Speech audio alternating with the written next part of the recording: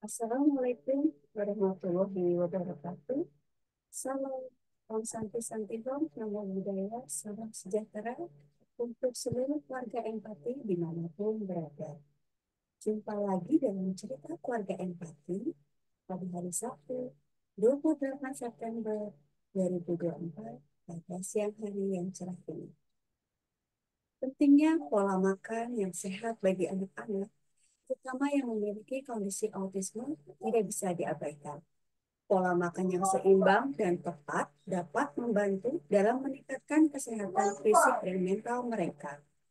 Tantangan muncul ketika anak-anak ini tidak mendapatkan dukungan penuh dari keluarga dalam menjalani diet mereka. Dukungan keluarga sangatlah vital dalam memastikan keberhasilan diet anak. Namun seringkali terdapat situasi di mana anak harus mandiri dalam menjaga pola makannya. Dalam cerita keluarga empati kali ini, kita bertujuan untuk menceritakan mengenai eksplorasi tantangan, solusi, dan pengalaman nyata dari para narasumber kita terkait dengan diet anak autisme yang tanpa dukungan. Oke, hari ini akan hadir bersama kita dengan keluarga empati dan topik cerita keluarga empati yang berjudul melatih kemandirian tips membangun pola makan sehat untuk individu dengan autisme, yaitu bersama tiga narasumber kita. Yang pertama ada Dr. Novi Arifiani, SPKKLP, MKK, AKK, AAKK, yaitu beliau adalah dokter keluarga praktisi kedokteran visioner. Lalu ada Pak Eko Purwanto, orang tua dari individu dengan autisme berusia 9,5 tahun. Dan ada Ibu Tina Hartanto, praktisi RDI, dan ibu dari individu dengan anak autisme usia 26 tahun. Selamat pagi, dokter, Bapak Eko dan Bu Tina. Apakah suara Selamat saya pagi, terdengar? terdengar Mbak Dian. Terdengar Eh, ya? Agak agak kecil, sedikit Ibu? kurang jelas ya. Ya, Oke, seperti ini, Bu. iya, sudah lebih jelas terdengar. Oke, baik. Terima kasih Ibu Tina, Dr. Novi, dan Pak Eko sudah hadir pada cerita keluarga empati hari ini. Baik, Bapak dan Ibu keluarga empati dimanapun berada, perkenalkan nama saya Dian. Saya akan memandu acara Zoom webinar ini selama 90 menit ke depan dengan topik melatih kemandirian dan tips membangun pola makan sehat untuk individu dengan autisme. Baik, langsung saja kita masuk ke sesi utama acara, yaitu sharing session bersama para wanita. Baik, Bu Tina, mohon izin. Mungkin Bu Tina dulu akan saya mulai untuk bertanya. Bu Tina, boleh nggak sih Bu, Ibu menceritakan bagaimana eh, alasan Ibu waktu itu menerapkan pola diet kepada anak, dan bagaimana metode Ibu supaya pola makan ini sehat dan dietnya jadi menyenangkan. Monggo Ibu, silakan. Oke, terima kasih atas kesempatan yang diberikan kepada saya untuk membawakan sharing pagi ini dengan tema pengaturan pola makan yang sehat. Saya Tina Hartono, ibu dari Evan yang saat ini berusia 26 tahun. Pada saat Evan berusia hampir 2 tahun setengah, Evan menjalani tes biomedical atau biomedical test. Hal ini dikarenakan keadaan tumbuh kembangnya yang jauh di bawah rata-rata. Jadi pada saat itu setelah kita menerima hasilnya seperti yang sudah kita duga bahwa hasilnya tidak seperti yang kita harapkan. Kami disarankan untuk hasil yang keluar adalah Evan menderita leaky gut atau yang kita kenal dengan istilah usus bocor yang cukup serius. Kami disarankan untuk menjalankan diet casein free, gluten free, dan sugar free pada saat itu. Selain itu juga kami disarankan untuk mengadakan kelasi untuk Evan pada saat tersebut. Oke, keadaan ini ditambah dengan kondisi kulit Evan yang sangat amat kering di seluruh tubuhnya, sehingga terlihat seperti bersisik dan mudah terluka. Jadi mandi itu adalah menjadi suatu kegiatan yang tidak menyenangkan untuk Evan. Keadaan ini juga ditambah lagi dengan enamel gigi Evan yang sangat rapuh. Sehingga giginya itu kalau kita sebut itu gampang sekali cuil. Sisa-sisa gigi Evan, sisa-sisa gigi susu yang ada terlihat kecil-kecil dan gupis. Nah, jadi makan itu untuk Evan pada saat itu adalah pengalaman yang tidak menyenangkan juga karena dia hampir selalu rewel, kemudian menangis, sangat pemilih dan bahkan sering menolak makanan yang kita sajikan. Dari situ kami melakukan kontrol ke dokter gigi. Dan akhirnya dilakukan proses crowning untuk seluruh sisa gigi Evan yang tersisa. Jadi pelapisan sisa-sisa gigi susu yang tersisa supaya dia juga mulai bisa belajar mengunyah. Nah, setelah proses crowning ini selesai, kami mulai menjalankan diet tersebut. Pada awalnya memang diet ini bagi saya adalah sesuatu yang sangat baru. Tapi saya waktu itu akhirnya saya belajar untuk mencoba mengolah dan memasak makanan yang Evan boleh konsumsi di rumah. Sekaligus saya ingin merubah lifestyle, pola makan seluruh keluarga supaya menjadi lebih sehat juga. Karena saya dapat memonitor bahan-bahan yang saya pakai dan bagaimana cara mengolahnya. Setelah pada saat itu juga Evan sudah menjalani berbagai terapi yang untuk pendukung juga ya seperti OT dan lain sebagainya. Biasanya pada saat itu saya sering memberikan asupan atau tambahan snack di tengah-tengah kegiatan Evan. Nah, akhirnya saya mencoba merubah jadwal makan Evan dengan mengurangi atau memberikan jadwal yang teratur. Sehingga Evan juga belajar untuk mengenal rasa kenyang dan rasa lapar. Nah, selain itu juga saya tidak memaksakan untuk Evan menyukai makanan yang saya sajikan pada saat itu secara langsung, namun kita belajar sama-sama mengeksplorasi teksturnya, baunya, rasanya. Sehingga lambat laun Evan belajar untuk mulai belajar mengunyah, belajar untuk mengenal makanan, dan untuk ke tahap selanjutnya.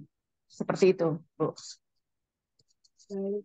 Ini luar biasa sekali ya Bu ya perjalanan Bu Tina dan Kak Evan dalam menjalani pola makan sehat. Perjalanannya mulai dari biomedical test, kemudian Kak Evan juga mengalami dermatitis dan giginya juga waktu itu sempat fragile ya Bu ya.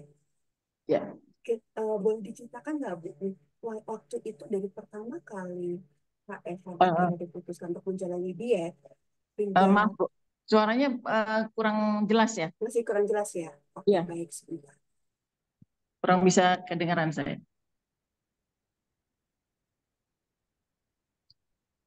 Waktu kita dengar Ibu? Ya, sekarang lebih terdengar. Oke, baik.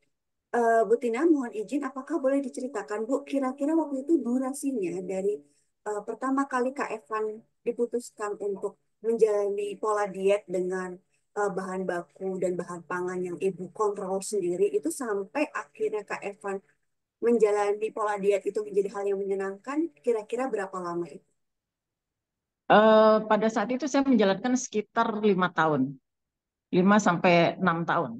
Dan pada saat itu akhirnya dia sudah mulai mengerti bahwa pola diet ini adalah yang baik. Sekalian juga untuk seluruh keluarga biasanya kita makan bareng dan saya ingin menjadikan kegiatan makan ini menjadi sesuatu pengalaman yang menyenangkan untuk Evan. Jadi kita belajar sama-sama. Evan juga selain itu belajar untuk memperbaiki perilakunya, misalnya di meja makan, kita belajar giliran mengambil nasi. Dia melihat, oh kalau kita ngambil nasi itu nggak sebanyak-banyaknya, jadi semuanya ada batasnya.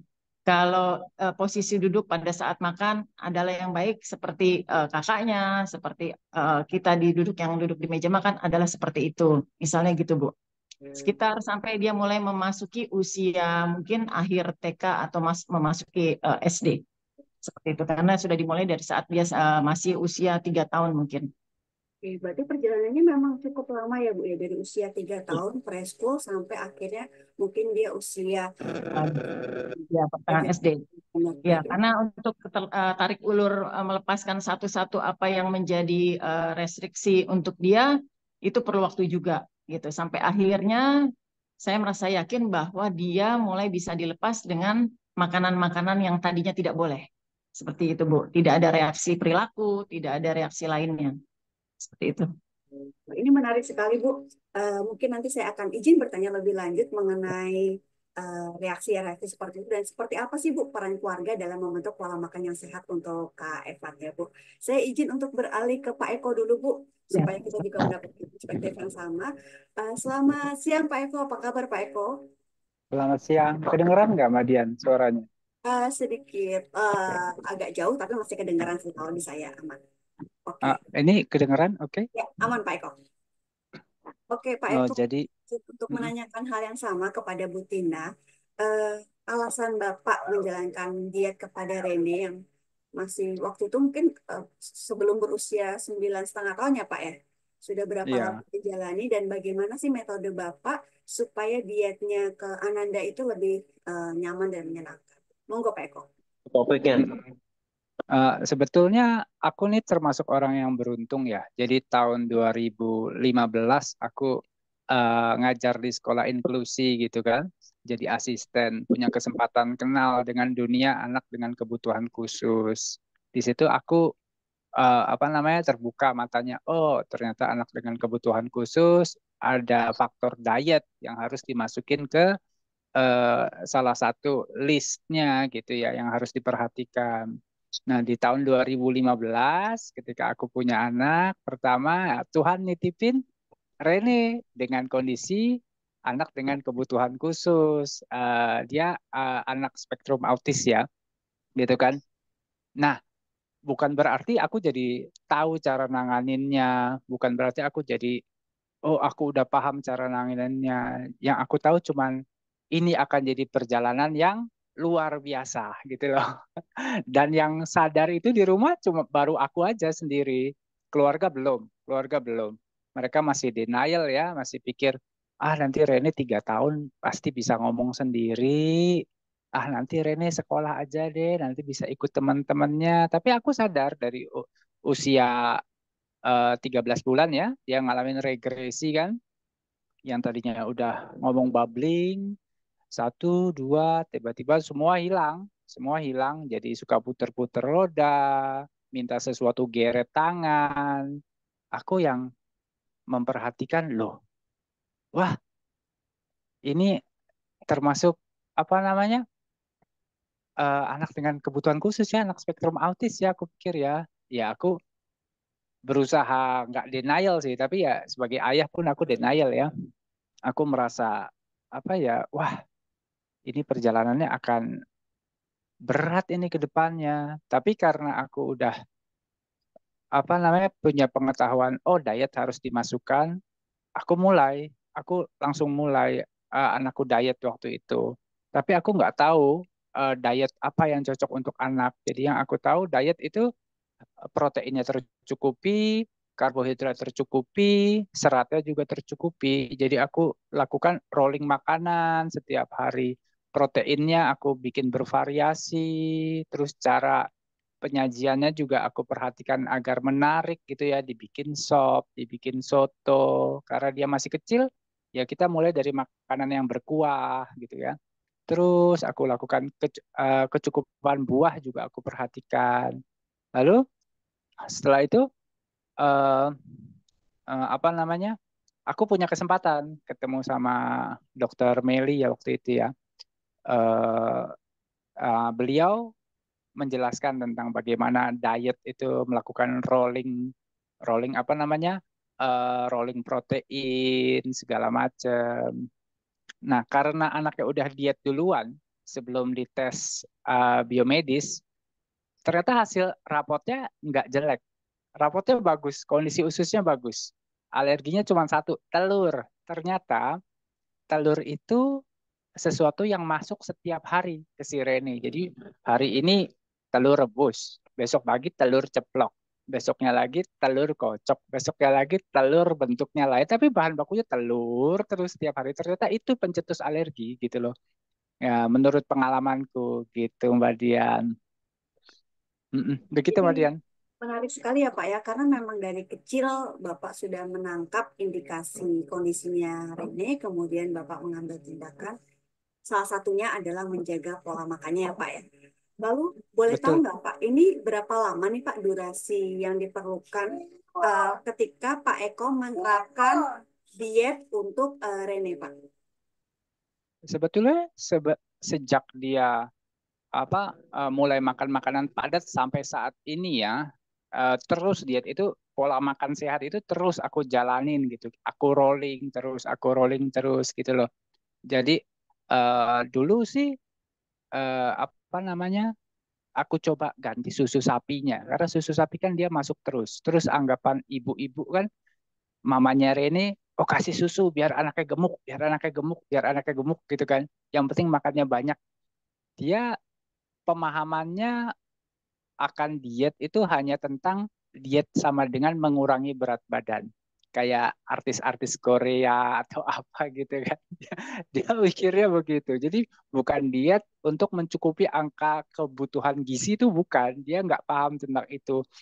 Jadi setiap kali aku masak diet gitu ya, karena dia bekerja ya, dia apa namanya, suka sama pekerjaannya, ya udah dia apa namanya, kami memutuskan dia tetap kerja. Jadi aku akan di rumah, karena waktu itu kita punya toko. Aku jaga toko peninggalan orang tua kan. Jadi aku bisa jaga toko sambil perhatikan anak gitu kan. Nah, itu tapi yang berat itu faktor keluarga karena kurangnya pemahaman tentang diet dari keluarga, mikirnya nanti anaknya kurus kering, kok makannya beras merah, segala macam. Sampai suatu kali, ya kami bertengkar gitu loh. Untuk apa sih diet? Nanti anaknya kurang berat badan, nanti anaknya kurus kering, nanti anaknya kurang gizi gitu loh. Karena pemahaman aja yang kurang dan kondisi denialnya ya, yang masih ada gitu kan. Dia pengen anaknya kayak anak lain kan. Aku yang salah di situ. Jadi aku merasa aku paling tahu, aku paling pinter, kamu ikut deh gitu loh. Jadi nggak ada kesempatan untuk kita bertukar pikiran, kita berkomunikasi dengan baik, gitu nggak ada. Jadi aku merasa benar, dia merasa benar. Jadi kita nggak berkolaborasi, tapi berkompetisi. Sampai suatu kali masakan yang aku masak disingkirin sama dia, dia ganti. Jadi ya beli yang di pinggir jalan yang enak-enak gitu loh. Kayak pecel lele, bakso segala macam, biar anaknya senang makan itu ya. Ya, tapi lambat laun, aku tetap konsisten sama yang aku tahu gitu ya.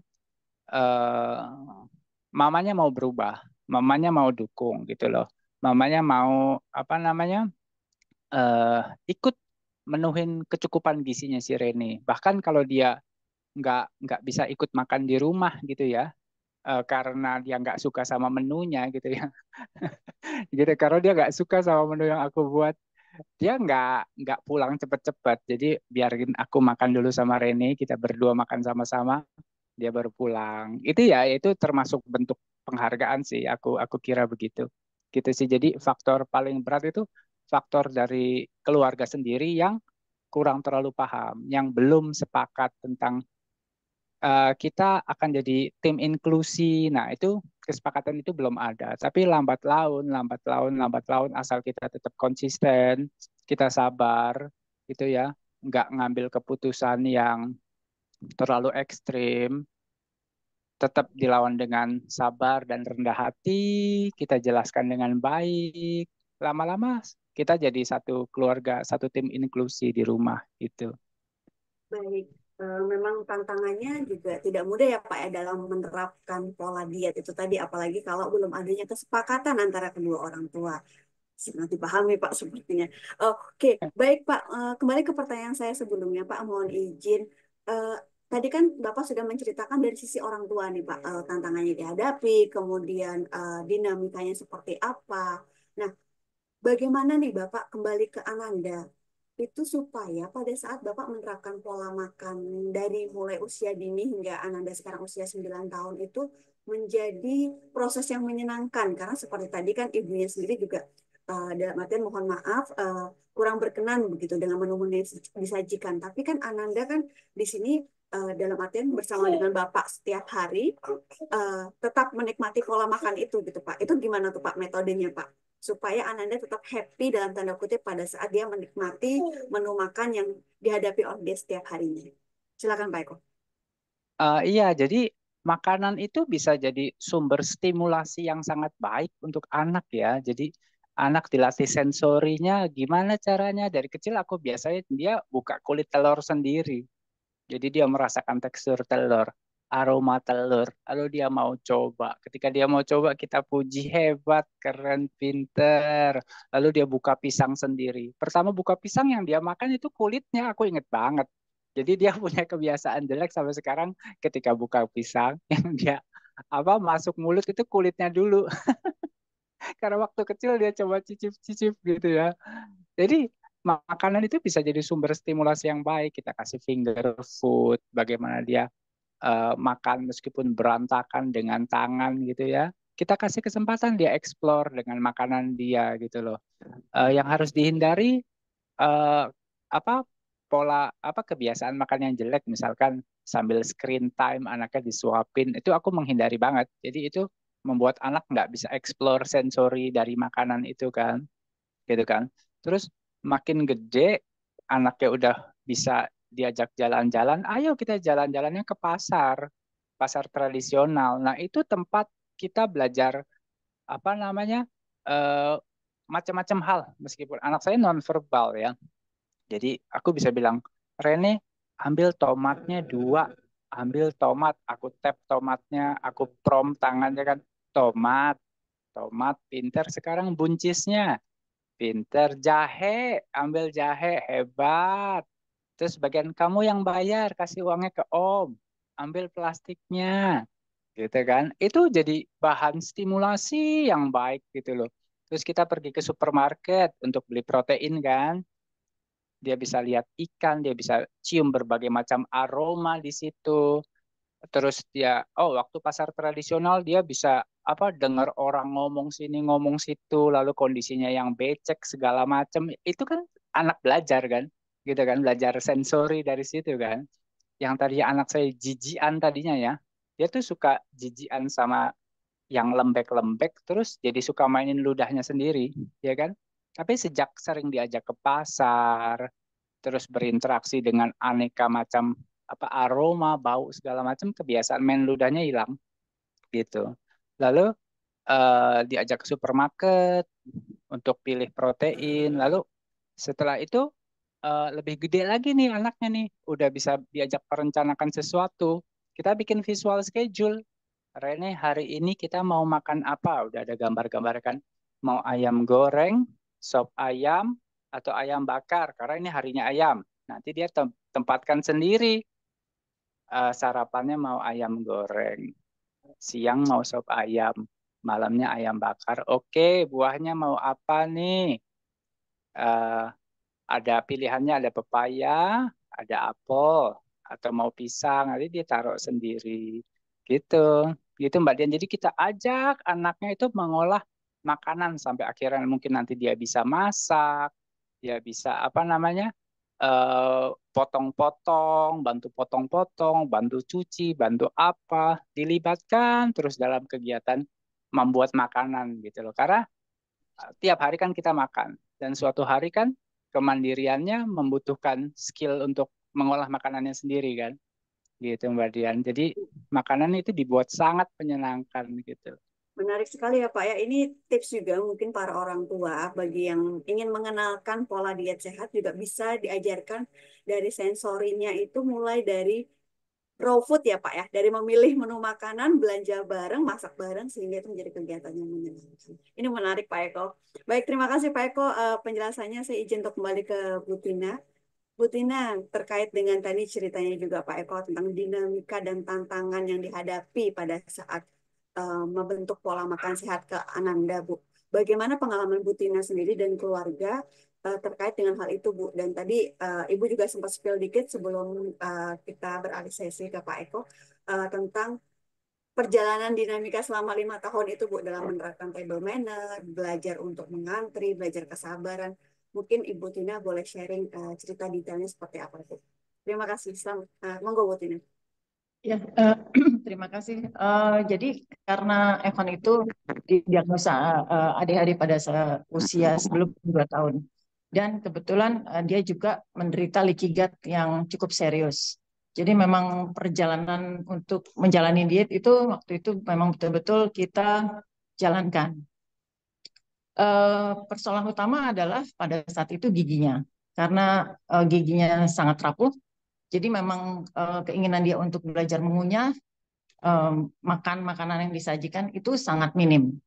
Setelah proses crowning selesai, Evan mulai belajar perlahan-lahan untuk mau mengenal makanan, melihat, mencoba yang tadinya tidak mau sama sekali. Saya rasa mungkin pada saat itu karena dia belum verbal, dia mungkin merasa, yang saya lihat karena dia sering menangis, mungkin kesakitan. Sup yang disajikan agak hangat mungkin membuat giginya ngilu. Tapi karena dia belum bisa menyampaikan apa-apa, yang dia lakukan adalah menangis, rewel, dan akhirnya kadang-kadang sama sekali nggak mau makan. Dari situ kita perbaiki giginya, dan setelah gigi adalah persoalan pola makannya.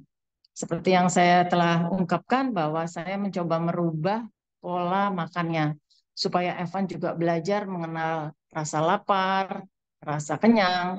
Karena dulu saya mungkin terlalu sering memberikan makanan sebagai reward juga. Nah, dari situ saya belajar bahwa memang anak ini harus mempunyai pola makan yang teratur. Duduk bersama-sama, makan makanan yang memang dia boleh makan bersama seluruh keluarga, menjadikan makanan saat makan itu menjadi pengalaman yang menyenangkan untuk Evan dan untuk seluruh keluarga juga. Memang tidak mudah sih, karena dari saya sendiri juga masih belajar waktu itu apakah pengenalan dietnya itu tentunya dengan berkonsultasi dengan dokter gizi, dengan dokter-dokter pendukung lainnya. Lama-lama karena Evan sudah terbiasa dengan pola makan yang teratur, akhirnya pun dia juga belajar untuk pada saat makan itu dia juga mengambil makanan secukupnya, dan itu terbawa sampai dewasa. Jadi walaupun misalnya dia suka atau ada favorit makanan tertentu, dia tidak cenderung mengambil sebanyak-banyaknya. Dia bisa ukur dulu kemampuan dia, setelah kenyang, ya dia tahu kira-kira porsinya segini, ya dia ambil segitu. Kalau kurang, dia boleh ambil lagi, seperti itu. Dan juga dia juga belajar untuk seperti yang saya telah ceritakan juga untuk misalnya kita di acara orang-orang ngantri. Jadi kalau dulu tuh juga misalnya di acara ulang tahun dia cenderung misalnya maunya dia paling depan ngambil makanannya dulu atau bagaimana gitu. Nah, ini sekarang juga dia karena sudah ngerti bahwa dia harus mengantri, jadi itu juga berpengaruh ke perilakunya. Itu sih kira-kira, kemudian. Ya. Oke, menarik. Bu, tadi Ibu juga sempat menyebutkan bagaimana cara Kak Eva mengukur proses cukupnya. Seperti kita ketahui nih Bu, anak-anak kita ini yang spesial ini yang berkebutuhan khusus terutama dengan autisme kan masih belum memahami sosial skill ya Bu ya, bagaimana harus mengantri, bagaimana harus sharing ketika di sebuah nampan atau di sebuah piring itu tersaji misalkan 10 ayam, gimana caranya supaya anak kita tuh tidak mengambil semuanya, misalkan dia suka ayam. Ya. Nah, boleh dibagi nggak Bu, bagaimana cara Ibu menerapkan pola didik itu ke Evan supaya Kak Evan ini juga akhirnya paham bahwa ngambil itu secukupnya, kalau sudah habis boleh ambil lagi tambah. Monggo Bu Ya. Tina. Ya, jadi saya pernah banyak berkegiatan dengan Evan, misalnya gini, dia suka satu snack. Di satu piring saya siapkan snack yang dia suka, tapi hanya satu piring berdua dengan saya. Jadi bergiliran. Saya ambil satu, dia lihat, saya ambil satu, dia ambil satu, dia suka, dia habis dulu, baru dia boleh ambil yang berikutnya. Jadi nggak perlu ngambil sebanyak-banyaknya. Nanti juga kalau misalnya masih kurang, ada lagi. Misalnya seperti itu. Atau misalnya biasanya dulu saya setiap minggu itu mengajak anak-anak teman saya untuk main misalnya sekolah-sekolahan di rumah. Atau misalnya kita belajar untuk makan bareng. Semua misalnya mengantri anak-anak ini, terus mengambil porsi yang secukupnya. Nah, nanti kalau misalnya kita masih lapar, kita bisa kembali lagi untuk mengambil makanan tersebut. Gitu. Jadi kita pertama pasti kita bantu, gitu Bu. Kita ambilkan karena dia sudah mulai belajar mengenal masih kenyang, masih lapar atau sudah mulai kenyang. Jadi dia bisa menentukan apakah dia perlu tambah makanannya atau tidak. Dan dia kalau mengambil sendiri, konsekuensinya adalah dia harus menghabiskan. Lain dengan pada saat pengenalan makanan di awal-awal, waktu saya mengeksplorasi pengenalan makanan, saya tidak mengharuskan dia untuk menyukai makanan tersebut, karena kita sedang mengeksplorasi bareng apakah makanan yang dia suka. bau apa yang dia suka dan tidak suka, tekstur apa yang dia suka dan tidak suka, seperti itu, Bu. Baik, jadi memang bertahap ya Bu ya, yang dari Ya, Ibu sebutkan awalnya tidak, dia tidak suka boleh menolak, akhirnya ya, tahapannya naik naik naik, jadi belajar menghabiskan dan ambil porsi secukupnya sebagaimana dia ambil itu harus dihabiskan seperti itu ya Bu ya. ya, betul. Ya, menarik banget. Bu, ada nggak sih Bu dampak diet bagi Kak Evan setelah Ibu menjalani selama 5 tahun itu atau lebih? Bagaimana dampak eh, pola makan yang sehat yang Ibu atur? Adakah dampak ke perilakunya atau ke behaviornya Bu? Boleh dijelaskan? Ada, terlihat sih Bu. Setelah proses diet ini berjalan, kemudian juga mungkin gangguan pencernaannya mulai teratasi, Evan juga merasa mungkin keadaan tubuhnya lebih sehat, jadi dia pola tidurnya juga lebih baik. Yang dulunya setiap malam itu sering sekali terbangun, akibatnya besok paginya dia rewel. Karena saya juga merasakan pasti kalau kita tidurnya kurang, kualitas tidur kita nggak baik, pasti besok pagi mungkin kita pusing atau apa. Tapi kita bisa bisa mengutarakan. Sedangkan pada saat itu dia karena belum bisa mengutarakan apa yang dia rasakan, jadi kalau pagi itu dia mulai rewel, terapi dia rewel. Nah, setelah kita mulai menjalankan diet, perlahan-lahan semuanya itu dia mulai bisa teratasi sedikit-sedikit. Tentunya didampingi dengan terapi lainnya, terapi pendukung seperti OT, terapi perilaku dan seterusnya. Jadi yang saya lihat adalah Evan mulai terlihat lebih sehat, kualitas tidurnya lebih baik, fokus belajarnya juga terlihat mulai lebih baik, dan dia lebih bisa menakar seberapa banyak yang dia mau. Seperti itu, dia tahu porsi dia segitu, dan itu terbawa sampai sekarang. Selain itu juga dia lebih cenderung pada sampai SMA pun dia lebih memilih untuk membawa makanan dari rumah, walaupun di sekolah kadang-kadang dia juga tetap membeli kalau yang dia lihat makanan yang suka, tapi nggak terus dia beli sebanyak-banyaknya gitu. Dan lagi juga sekarang setelah dia jauh dari rumah untuk belajar, kalau saya tanya tadi makan apa, dia tetap memilih makanan yang selama ini kita ajarkan. Itu makanan sehat, ada sayurnya, ada buahnya, ada keseimbangan makanan yang dia selama ini pelajari. Seperti itu. Karena sekarang dia sudah harus mengambil keputusan sendiri. Dia sudah sedang jauh dari rumah karena dia sedang belajar S2 sekarang, jadi semua keputusan harus diambil sendiri. Seperti itu, Bu Dian. Ini keren banget sih Bu penjelasannya karena sekaligus menjawab pertanyaan saya. Karena saya juga penasaran setelah dewasa efeknya ke Ya. Kak Evan ini seperti apa. Apalagi Ibu menyampaikan bahwa Kak Evan ini tidak ada di Indonesia ya Bu ya, berkuliah di luar negeri seperti itu yang mungkin akhirnya keputusan mengenai pola makan Kak Evan ambil sendiri ya Bu ya. Ya, betul. Dan sekarang ini kalau saya tanya dia dari mana misalnya gitu, saya misalnya WhatsApp dia, Evan di Mal gimana? Oh, saya lagi mau ke gym. Dia biasakan misalnya ke gym seminggu 2 kali di sela-sela kesibukannya. Seperti itu, Bu. Ya, saya bilang saya hanya pesan sama dia, ya itu harus rutin gitu. Dan selama ini sih mudah-mudahan dia jalankan, karena dia sering laporan sama saya, oh baru pulang dari gym. Kalau saya tanya misalnya gitu, oh besok dia mau ke gym sama temennya atau gimana. Baik. Bu, pernah nggak sih Bu Kak Evan itu mengalami picky eater Bu dalam perjalanan bersama Bu Tina? Oh, pernah, sangat pernah, Bu. Terutama di masa-masa dia awal-awal didiagnosa leaky gut. Karena keadaan mungkin perutnya yang juga nggak nyaman, jadi memang dan ditambah keadaan giginya yang sangat rapuh pada saat itu, sampai kita harus meng-crowning seluruh mulut sisa gigi Evan. Nah, di saat itulah Evan sangat picky. Dia betul-betul susah sekali, saat makan menjadi saat yang sangat tidak nyaman kalau saya lihat. Sering sekali rewel. Begitu dia ngeliat makanan, mungkin dia sudah terbayang, aduh ini mungkin akan membuat gigi dia ngilu, atau rasanya mungkin tidak enak giginya. Kalau dikasih ada esnya sedikit pun, saya lihat waktu itu dia juga sangat menolak.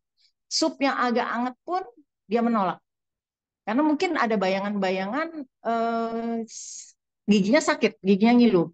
Jadi semua makanan itu juga yang padat, dia juga cenderung ketakutan, seperti ketakutan gitu. Jadi makanan itu memang harus yang cair, atau super lembek, dan dia seperti ragu-ragu dulu.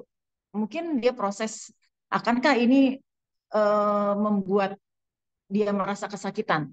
Karena saya rasa anak-anak ini kan memang episodik memorinya atau pengalaman akan eh, ingatan akan pengalaman sebelumnya sangat kuat, dan itu biasanya kan terbawa dengan pengalaman yang akan dia jalani gitu. Jadi di saat-saat itu adalah saat-saat picky, dia menjadi sangat picky di dalam memilih makanan. Nah, itu bertumbuh semakin baik dengan proses dia menjalani diet, dan terutama setelah crowning juga itu dibantu, dan dibantu dengan terapi-terapi lainnya, terapi-terapi pendukung yang setiap hari dia jalankan. Seperti itu, Bu. Berarti bisa disimpulkan dari kasusnya Kak Evan sendiri itu Ya. memang picky eaternya disebabkan karena ada masalah di gigi, kemudian memang ada masalah sensori ya Bu ya, mengakibatkan jadi sangat sensitif dan agak sedikit Ya. takut-takut gitu ya Bu ya. Baik, Ya, dan leaky gut-nya juga cukup serius pada saat itu, Bu. Sampai kita waktu itu disarankan untuk menjalankan proses kelasi, wow. gitu. Akhirnya proses kelasi itu tidak kami jalankan karena kita dikasih waktu, dan waktu itu saya sendiri cukup ragu-ragu karena kan memang penelitian belum banyak untuk anak-anak spesial kita, gitu. Jadi saya lebih memilih untuk menjalankan diet ini, gitu, Bu. Tapi untungnya akhirnya waktu itu akhirnya nggak jadi diambil karena mungkin Ibu juga belum menemukan riset medisnya yang hasil dari Iya. tindakan itu ya Bu ya. Ya, kita sebagai orang tua kan kadang-kadang kalau kita dibilangin, oh ada ini, ya udah kita kenapa enggak gitu. Tapi akhirnya saya mencoba baca-baca, bertanya-tanya, saya sendiri menjadi ragu-ragu gitu. Dan saya memutuskan untuk tidak menjalani kelasi untuk Evan gitu.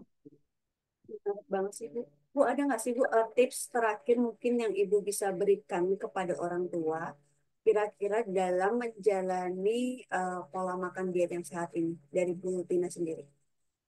Ya, kalau dari saya sih jangan menunda. Kalau memang kita merasa eh, diet itu memberikan manfaat, karena kita harus mencoba dulu kan, Bu, gitu, untuk melihat apakah diet ini memberikan efek yang lebih baik untuk anak. Prosesnya pasti nggak mudah, tapi karena kita mempunyai motivasi untuk membantu anak supaya lebih baik, em, saya menyarankan untuk tidak menunda untuk menjalankan diet ini. Kalau memang itu dibutuhkan oleh anak spesial kita, seperti itu, Bu. Baik. Dan tentunya dibutuhkan komitmen serta konsistensi dari program yang dijalankan bersama seluruh keluarga dan orang-orang yang berperan di dalam tumbuh kembangan. Ini juga sangat menantang ya Bu ya, komitmen dan konsistensi seluruh pihak yang mendampingi. Baik Ibu, So, ceritanya sangat menarik sekali. Terima kasih banyak.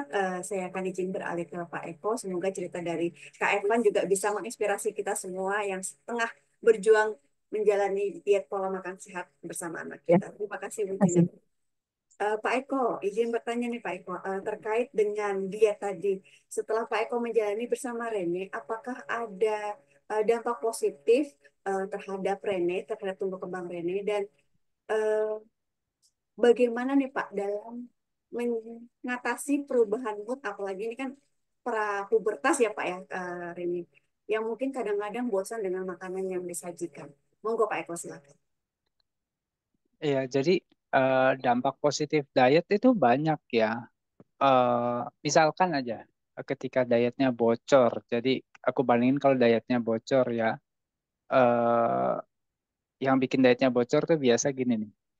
Eh, Misalkan neneknya mau pergi, eh, nggak boleh sama si Rene. Jadi si Rene apa nangis-nangis kan, ngamuk-ngamuk kan, biar neneknya nggak pergi. Lalu apa yang dilakukan sama neneknya? Dia menyogok, menyogok. Jadi nyogok pakai permen, nyogok pakai permen. Rene teralih, omanya pergi. Nah itu yang bikin apa? Bikin sesuatu jadi makin jelek ya. Jadi makanan yang harusnya jadi penguat perilaku baik diubah jadi sogokan. Itu yang sesuatu yang apa namanya kalau bisa dihindari gitu, sogokan dalam bentuk makanan gitu loh. Ah, nah ketika dietnya bocor gitu ya, dia jadi lebih sering steaming ya. Jadi kalau misalkan gula-gula yang belum terlalu banyak tapi udah kerasa kok besokannya atau setelah itu dia steamingnya itu banyak banget sampai bisa nggak kekontrol gitu loh. Jadi kesulitan ketika belajar gitu loh. Jadi ketika belajar dia sibuk steamingnya dia steaming verbal ya. Keluar suara bergumam terus itu jauh lebih banyak gitu ketimbang kalau ketika makanannya oke nggak bocor gitu. Lalu apa namanya, pernah satu kali dia minum ini karena dia suka ngeliat iklan ya kalau screen time gitu, kalau ada mamanya tuh suka, mamanya udah capek dia suka kasih HP gitu kan sering kan kalau orang tuanya capek kan suka kasih HP. Nah, dia hobinya mengulang-ulang ini iklan. Dia kan hobinya ngulang-ulang iklan kan. Iklan yang suaranya dia suka dia ulang-ulang dan itu iklan kopi. Kopi gitu, iklan minuman apa kemasan kopi gitu kan. Suatu hari dia pergi main sama mamanya keluar. Dia tantrum, dia ngamuk, akhirnya dia dapat kopi itu. Karena ngeliat iklan. Akhirnya dia minum. Ya, setelah itu dia bisa nangis tantrum nonstop 8 jam. Betul-betul 8 jam dia tantrum. Nangis nggak karu-karuan gitu. Karena ada perubahan biomedis kan di dalam badannya kan. Detak jantungnya makin cepat gitu kan. Lalu kepalanya jadi pusing. Itu betul-betul 8 jam nggak berhenti tantrum. Betul-betul kerasa gitu loh. Eh, tapi dari situ mulai sadar sih anggota keluarga besar gitu ya. Bahwa memang anak dengan kondisi kayak si Rene wajib didukung dietnya gitu loh. Dari apa kasus itu kita bisa ngasih tahu bahwa ayo kita lakukan diet makanan sehat, stop gula berlebihan, apalagi apa namanya eh, ngasih makanan sebagai sogokan. Nah, itu harus di stop. Jadi itu kesempatan aku bisa berkomunikasi di keluarga gitu ya lewat kasus ini gitu. Dan dulu kan waktu Rene kecil aku tinggal di toko. Tokonya itu jualan kue, bikin kue tart, bikin martabak. Jadi kalau kita beli gula pasir dari pasar itu bisa 1 kintal jadi 4 drum besar. Dan si Rene suka nyemil-nyemil, dia bisa ngumpet-ngumpet dia ambil gulanya gitu kan. Aduh, aku betul-betul berusaha keras bagaimana meyakinkan keluarga ya. Ini kan toko peninggalan almarhum ayah saya ya. Terus dijaga betul-betul biar aku bisa ngelanjutin usaha. Tapi karena aku tahu bahwa anakku di ruko ini nggak kondusif tumbuh kembangnya, waktu itu aku ambil langkah ekstrim. Jadi ya aku putuskan ayo kita pindah rumah. Aku ngobrol sama mamanya Rene kan, ayo kita pindah rumah ya. Akhirnya dia setuju, orang tua saya nggak setuju. Aku harus lanjutin usaha kan, jadi pengganti ayah kan. Lalu, tapi tetap ini pilihan berat, tapi aku sebagai ayah gitu ya, sebagai laki-laki, aku sebagai kepala keluarga, aku yang memutuskan, ambil keputusan. Iya, kita pindah. Resikonya ditanggung sama-sama, yuk. Biar resikonya kita jalani. Ya udah, di situ ada konflik keluarga terjadi, apa namanya, banyak apa ya suasana yang nggak enak terjadi. Tapi ketika kita sudah betul-betul pindah rumah, waktu itu aku punya apa tabungan berupa asuransi ya, aku tarik sebagai DP-nya rumah karena waktu itu aku suka survei gitu ya pagi-pagi. Oh dapat tempat yang cocok, nggak terlalu gede, lingkungannya kondusif, tetangganya masih seumuran sama si Rene, sama persis umurnya gitu ya. Lalu istri saya apa namanya dia mau mencicil, jadi dia tetap kerja sebagai untuk mencicil rumahnya. Aku akan cari banyak pekerjaan untuk bisa nyukupi kebutuhan sehari-hari. Itu kesepakatannya gitu loh. Tapi ya terima kasih buat mama saya waktu itu. Akhirnya ya dia bisa mau merelakan tokonya dijual gitu ya. Dia mulai terbuka untuk mau mendukung cucunya yang punya kebutuhan khusus waktu itu.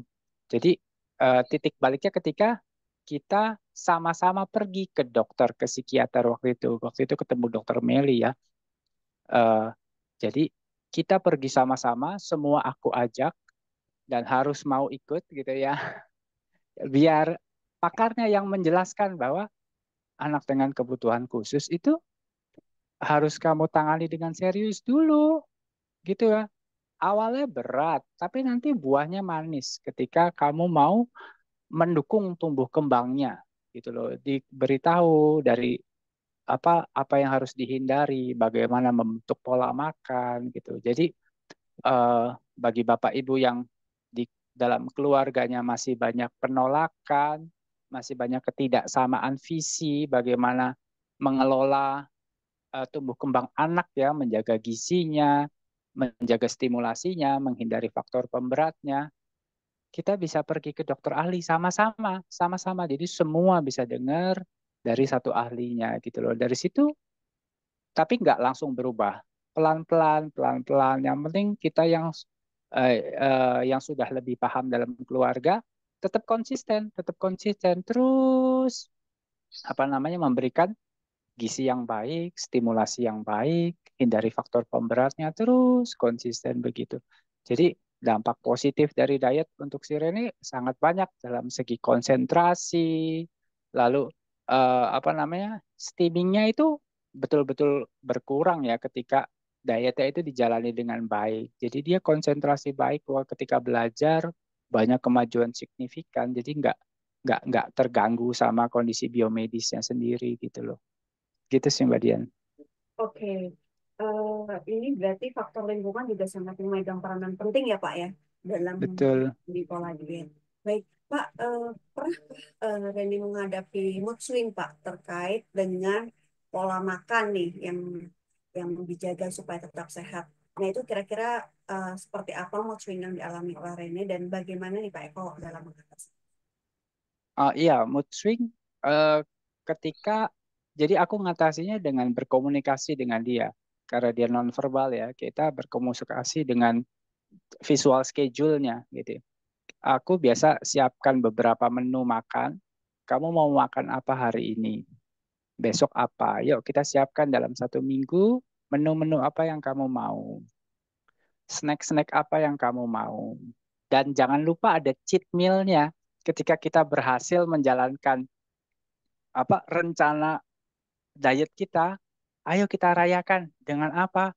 Kamu mau cheat meal-nya apa nih? Entah kita mau pergi ke restoran cepat saji yang kamu mau beli es krim, kamu mau beli apa, boleh untuk merayakan keberhasilan kita konsisten selama seminggu ini kita diet gitu. Jadi kunci dari konsisten menurut saya ya adalah karena kita juga konsisten memberi diri kita sendiri reward gitu loh.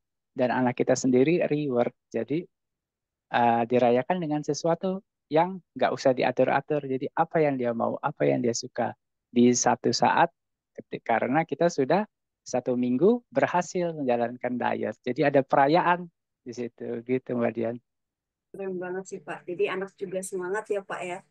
Jangankan Betul, anak-anak ini kita sendiri juga semangat ketika kita bisa celebrate small moment gitu atau achievement sedikit itu kita patut merayakan itu bersama anak kita. Ini bagus banget sih Pak.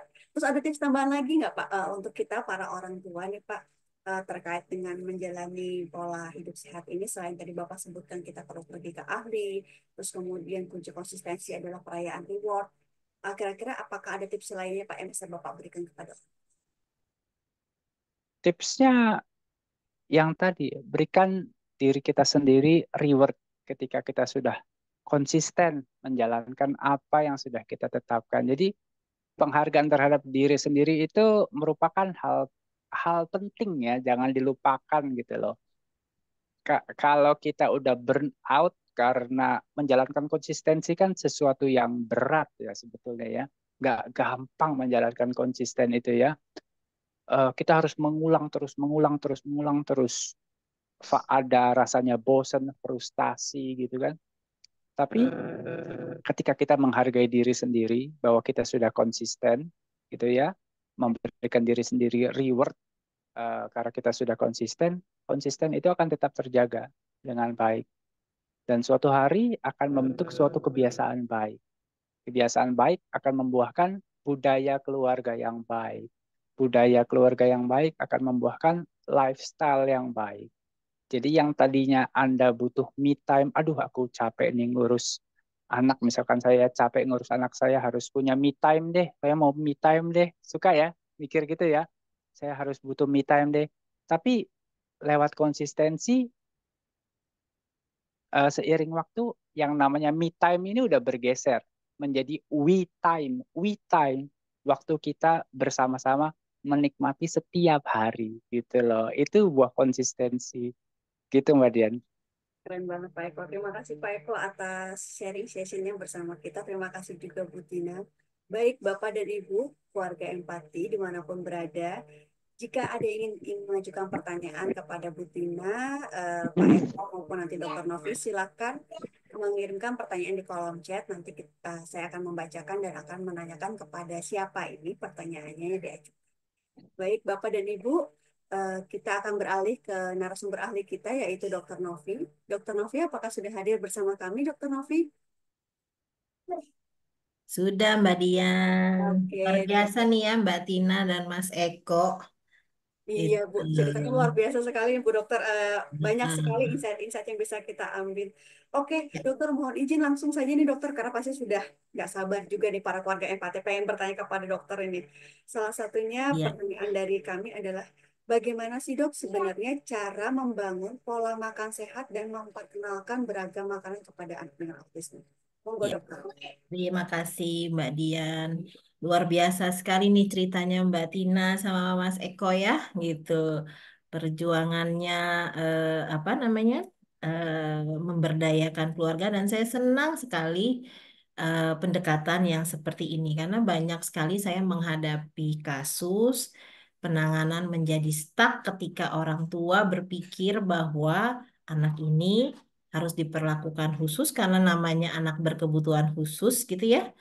Terus kemudian akhirnya malah menjadi di alam bawah sadarnya apa ya namanya ya, terpatri bahwa memang anak ini memerlukan perlakuan khusus yang berbeda dari keluarga apa anggota keluarga lainnya. Padahal dari sebuah penelitian bahwa mereka bukan apa ya.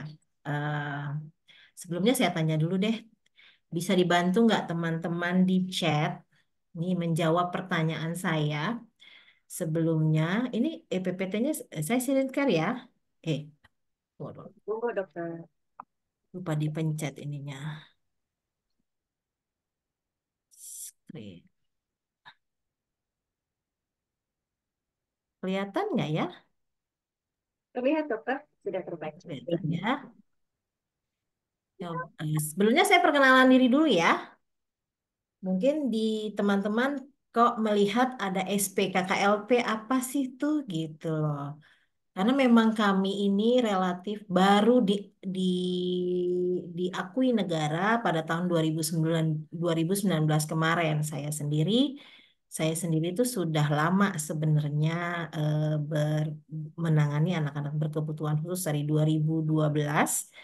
Karena anak saya yang besar pun adalah anak berkebutuhan khusus. Tapi sekarang sudah dewasa sama seperti Mbak Tina, sudah sudah bisa mandiri dan sudah punya dunia sendiri, bahkan udah punya pacar. Jadinya saya juga udah mulai masuk tahapan anak-anak yang sudah harus mandiri dan terpisah dari orang tuanya.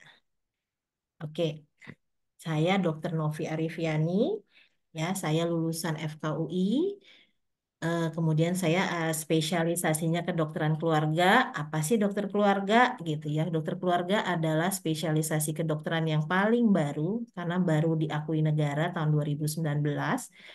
Itu yang merawat sejak awal kehidupan sampai akhir hayat. Jadi kalau misalnya dokter yang lain ada yang berbasis jenis kelamin, ada yang berbasis usia, kayak dokter anak sama penyakit dalam, anak untuk anak-anak, penyakit dalam untuk dewasa gitu ya, atau kemudian eh, ada dokter kayak dokter Meli itu adalah dokter spesialis kedokteran jiwa yang khusus menangani isu-isu mental. Kalau kami itu menangani sejak awal kehidupan semua masalahnya dan pendekatannya adalah kami melakukan penilaian resiko dulu, baru kemudian kami bisa memprediksi ini akan jalannya kemana nih pasiennya. spesialis apa sih yang dibutuhkan untuk menangani pasien gitu ya. Dan kenapa saya juga banyak menangani anak-anak berkebutuhan khusus? Karena sebenarnya pada ceritanya apa yang terjadi pada anak-anak berkebutuhan khusus itu sebenarnya ada pola yang sama terjadi pada anggota keluarga yang lain. Jadi memang eh, seringkali saya ketemu kok ini polanya sama gitu. Karena memahami kondisi keluarga akan sangat membantu mendiagnosis apa yang terjadi pada anak dan apa yang bisa dilakukan pada anak tersebut gitu loh, dan apa yang bisa digunakan oleh resources keluarga. Kayak tadi Mas Eko cerita ternyata punya toko roti gitu ya. eh Apa namanya? Ada mungkin yang terjadi pada anaknya adalah exposure sugar. Jadi terjadi injury pada saat kehamilan sehingga toleransi gulanya menjadi terganggu. Jadi begitu ketemu gula, dia akan sangat mencari gula. Jadi anak berkebutuhan khusus tuh bukan tidak bisa berkomunikasi, mereka bisa berkomunikasi, hanya saja karena keterbatasan kosakata dan sulit agak bukan sulit ya, saya bilang eh, sistem kerja otaknya itu berbeda, blueprintnya dengan orang biasa gitu ya. Jadi mereka akan bicara dengan bahasa gestur biasanya pada anak-anak. Gitu kayak Mbak Tina tadi cerita kenapa terjadi giginya ini, saya udah bisa memprofil apa juga yang terjadi pada Mbak Tina gitu. Kalau di kedokteran kadang-kadang kondisinya Evan itu sering terdiagnosis sebagai Sjogren syndrome namanya. Itu adalah kelainan autoimun di mana semua kering, mata kering, kulit kering, termasuk mukosa usus juga kering. Itulah yang membuat dia sulit mendigest dan mencerna makanan, dan kemudian giginya jadi grepes. Giginya grepes karena sering terjadi reflux ya, atau juga karena email giginya jadi lemah, jadi giginya gampang patah. Itu.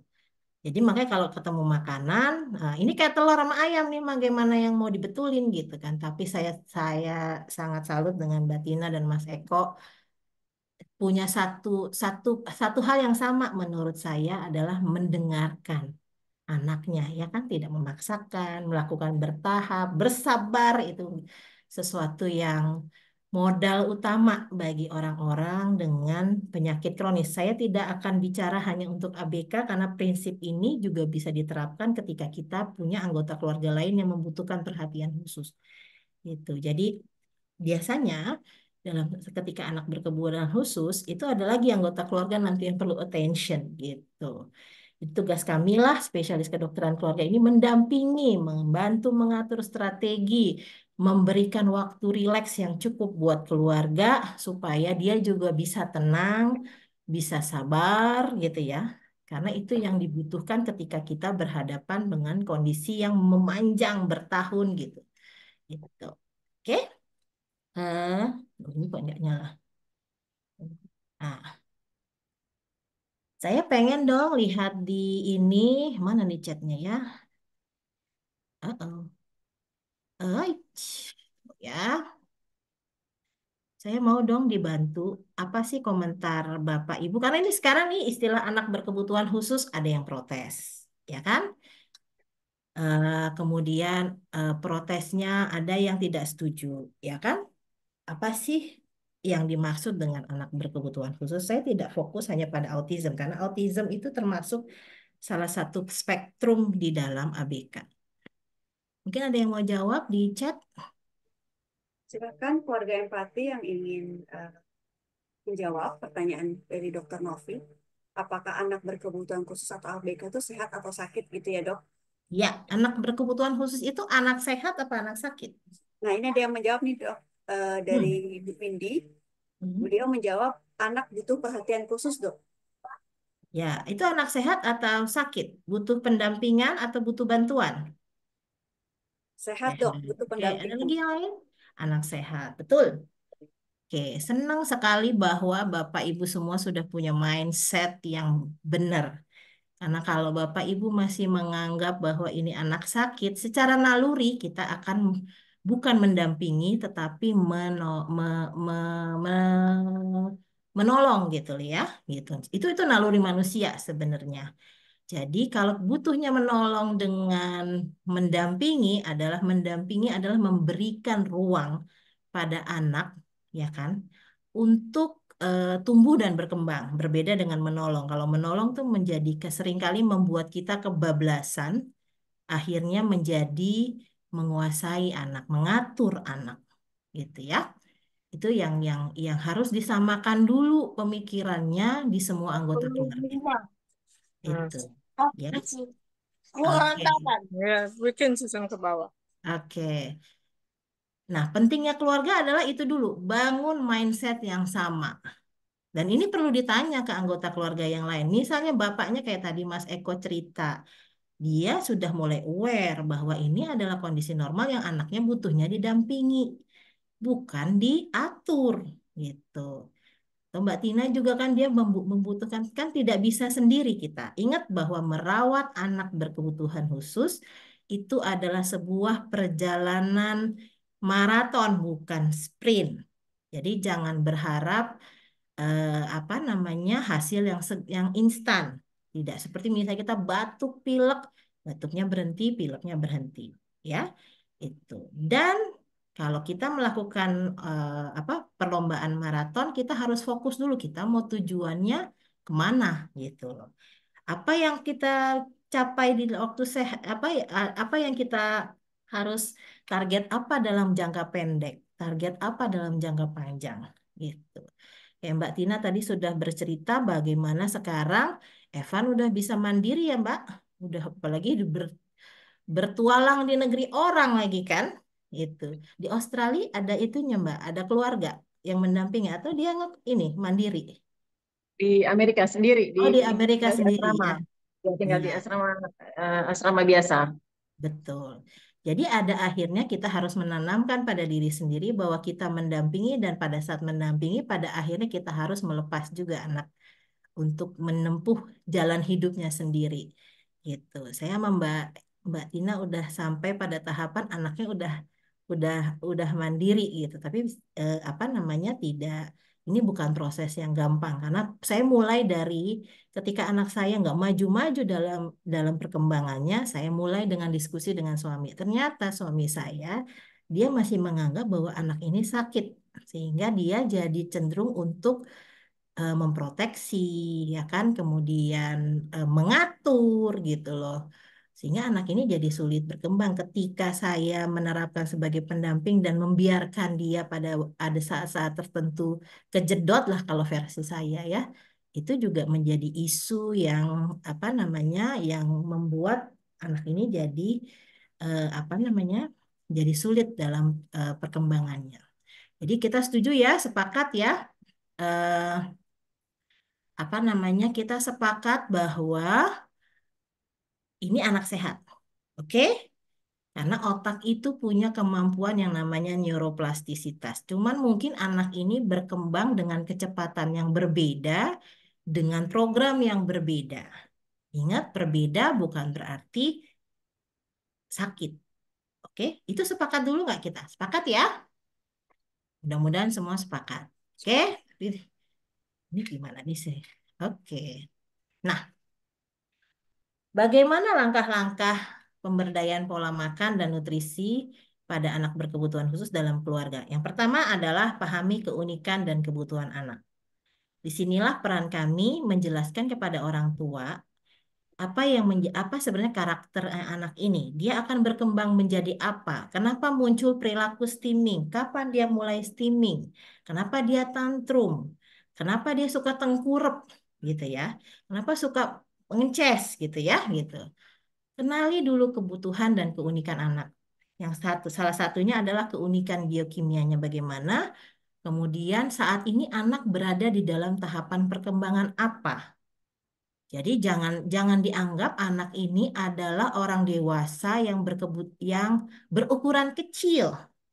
Prinsip ini juga saya terapkan baik untuk anak dalam tanda kutip yang katanya tidak ada gangguan mental atau tidak ada gangguan belajar, tapi dia punya gangguan belajar di sekolah. Misalnya sulit kebelajaran matematika, sulit membaca misalnya gitu ya. Itu juga sebenarnya adalah gangguan yang hampir mirip-mirip dengan eh, apa namanya terjadi pada anak berkebutuhan khusus. Jadi coba diskusiin dulu anak ini uniknya apa, karakternya apa, kemudian kebutuhannya apa.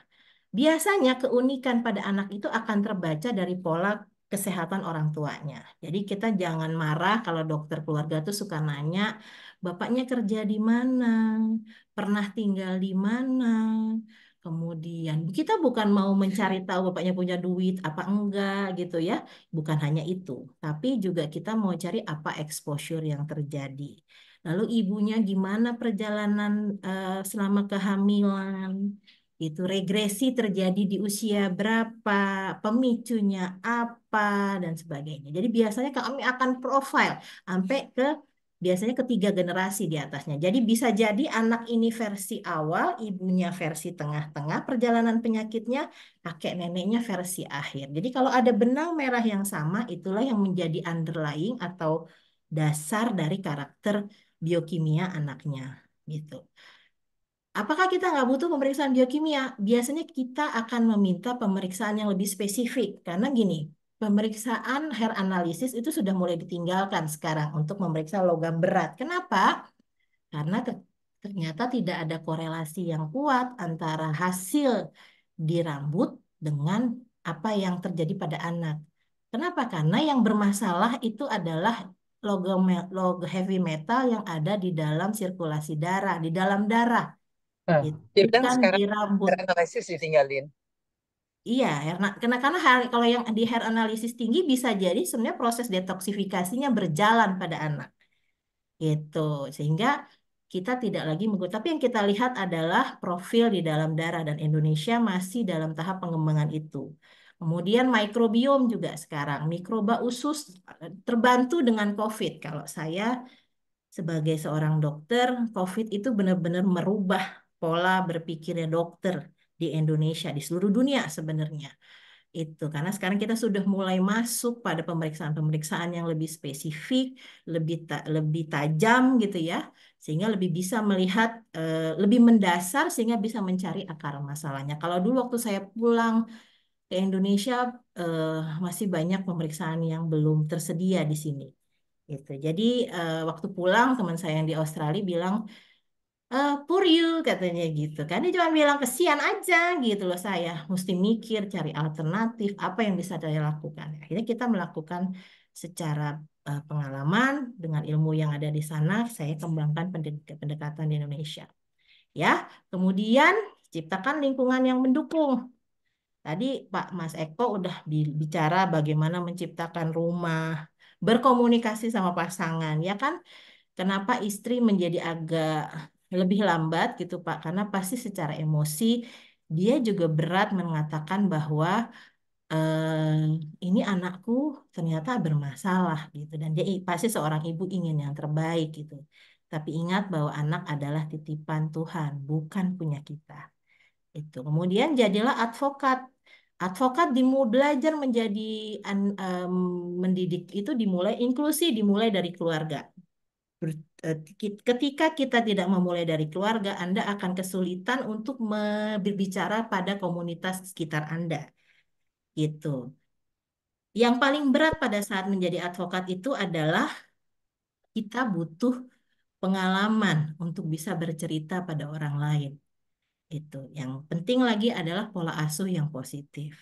Saya sering kali ketemu terakhir masalah tumbuh kembang ini menimbulkan KDRT secara verbal dari orang tua ke anak atau dari keluarga besar ke anak dan sebagainya. Dan itu dilakukan tidak sadar. Jadi begitu anak ini stuck saya dalam intervensinya, saya biasanya akan balik mencoba mengevaluasi hubungan dalam keluarga. Kemudian kolaborasi dengan profesional. Dokter keluarga ini sedang diperbanyak oleh Kementerian Kesehatan dan saya berbagi pengalaman dengan teman-teman yang lain menangani anak-anak berkebutuhan khusus ini. Sehingga kami harapkan setiap keluarga yang punya anak berkebutuhan khusus bisa mengakses dokter keluarga dan bisa berdiskusi apapun masalah kesehatannya. Jadi yang kalau ini ke dokter apa ya, ini mulai dulu kalau di Australia kita sama dengan general practitioner. Jadi semua dimulai dari situ karena kita yang lebih tahu perjalanan dari awal sampai sekarang, sampai nanti keluarganya apa, masalahnya apa dan sebagainya. Gitu. Baru kita kita bangun dukungan untuk anggota keluarga secara keseluruhan. Ya, itu. Bagaimana sih mengenali keunikan dan kebutuhannya? Tadi saya mulai dari Bapak Ibu bikin riwayat kesehatan sendiri dan orang tua. Itu dulu. Bapak, kakek nenek sakit apa, pernah sakit apa, sekarang sakitnya apa gitu ya. Itu. Kemudian Bapak Ibu juga evaluasi diri sendiri dulu. Baru kita mengenali kebutuhan dan keunikan kebutuhan anak sendiri. Yang kita bisa lihat dari apa makanan yang dia suka, apa makanan yang dia nggak suka, perilaku apa yang muncul. Mungkin nanti Bu Gayatri boleh nih kapan-kapan kita bikin workshop bagaimana mengenali body gesture dari anak. Karena dia mungkin tidak berkomunikasi verbal, tapi dia pasti berkomunikasi dengan body gesture. Kenapa ada anak yang suka, bayi yang suka tengkurap? Kenapa ada anak suka gumoh? Ya kan? Kapan dia tantrum? Saya pernah bikin tulisan sindrom bulan purnama dan itu cukup viral waktu itu. Kenapa pada saat bulan purnama dia lebih gelisah? Gitu. Itu yang saya bilang dimulai dari kenali kebutuhannya anaknya apa, anak ini dalam tahapan perkembangan apa, di mana delaynya, akan kemana gitu ya. Kalau misalnya kita mau pergi ke Bogor gitu ya, tentu kan kita tahu, oh kita mau, kebetulan rumah saya di Cipinang, oh berarti kita harus ke UKI dulu, dari UKI masuk tol Jagorawi, nanti ngelewatin Cibubur, ngelewatin Cimanggis, baru sampai Bogor. Atau saya mau naik kereta, oh berarti saya ke stasiun Tebet dulu, dari stasiun Tebet saya naik kereta sampai ke Bogor. Jadi kita harus tahu, nggak bisa langsung ujuk-ujuk nyampe Bogor kan. Jadi kita tahu dulu kebut kita ada di mana, kemudian kita akan kemana, jalannya lewat mana. Gitu. Terus kita bangun komunikasi yang terbuka. Tadi Mas Eko sudah sangat baik memberikan contoh bagaimana membangun komunikasi. Ya, tadi dengan diminta anak menunjuk ya, dengan gambar misalnya gitu atau dengan melakukan gitu. Itu akan terbentuk neuroplastisitas di otak ya. Jadi terus bangun komunikasi. Jangan seringkali saya ketemu orang tua, oh anaknya nggak ngerti nih gitu. Akhirnya dia nggak bangun komunikasi, dia anaknya disuapin terus misalnya gitu, tidak diberikan pilihan, dia menentukan pilihan gitu ya. Itu itu. Kemudian pahami gaya belajar anak. Tadi ada yang auditorik, dia senangnya dengar gitu. Coba dengerin, anak ini lebih responsif kalau dia disuruh atau dia disuruh baca visual atau dia suruh kerjain. Mungkin kalau anaknya Pak Eko lebih ke kinestetik ya. Jadi dia harus apa ngerjain ini kemudian baru dia belajar gitu ya. Kemudian beradaptasi dengan kenali anak ini kuatnya di mana, lemahnya di mana. Ada pasien saya anak berkebutuhan khusus yang sangat photographic memory.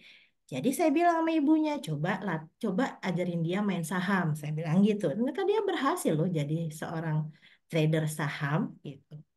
Jadi ya pakai akun ibunya ya, bukan akunnya dia sendiri gitu. Itu. Jadi kenali kekuatannya, kenali kelemahannya. Setiap orang juga punya kekuatan dan kelemahan. Itu dulu. Makanya saya bilang anak ini adalah sehat sama dengan kita. Kita punya kekuatan, kita punya keterbatasan.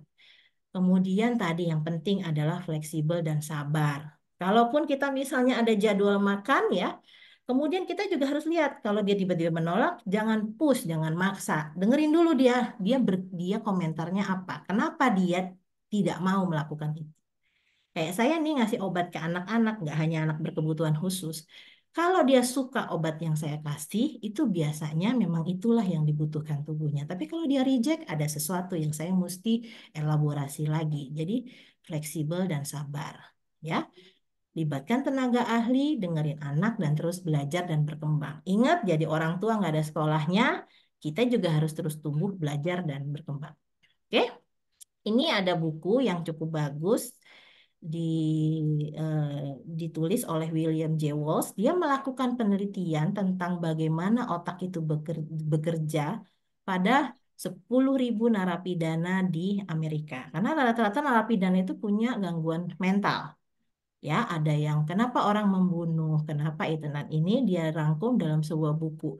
Sudah ada versi bahasa Indonesianya. Nanti saya titip ke teman-teman empati Bu Gayatri ini ada donasi yang bisa diberikan ke orang tua yang membutuhkan.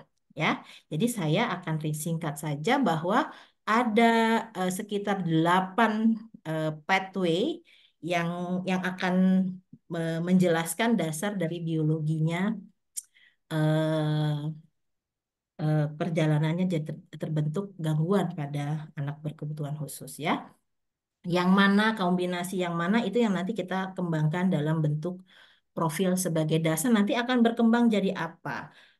Kondisi resikonya akan berkembang jadi apa yang harus dibetulin itu. Dan lihat salah satunya adalah faktor stres dan emosional.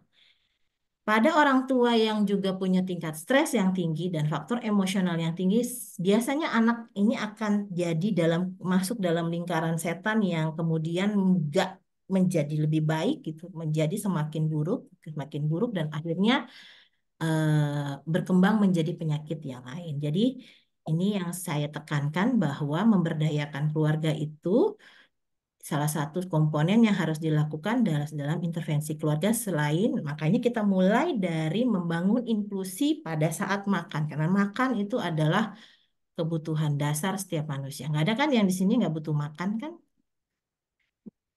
Oke, saya cepat aja ya karena waktunya juga. Ini mikronutrien yang paling banyak terganggu ini di Indonesia. Nanti silakan dibaca di bukunya. Tapi tidak semua anak membutuhkan keempat-empat ini, ya, gitu. Ini adalah jadi gini. Di tubuh kita itu ada gen. Makanya saya bilang mengenali kedua orang tuanya, kakek neneknya akan kita tahu ini gennya apa nih. Ternyata gen itu ada tombolnya. Kenapa kok nggak terjadi pada orang tua? Kenapa sih nggak terjadi pada nenek? Kenapa terjadi pada anak? Ternyata ada tombol-tombolnya dan itu bisa kita atur. Oke? Biasanya saya kalau menemukan ada masalah kanker di trait keluarganya, saya akan berpikir bahwa ini melibatkan genetik. Jadi anak berkebutuhan khusus tidak selalu diturunkan dari orang tua ke anak. Ya, itu yang harus diingat. Nah, prinsip dasarnya apa? Semua sama. Makanan kaya protein, nah apa yang terjadi?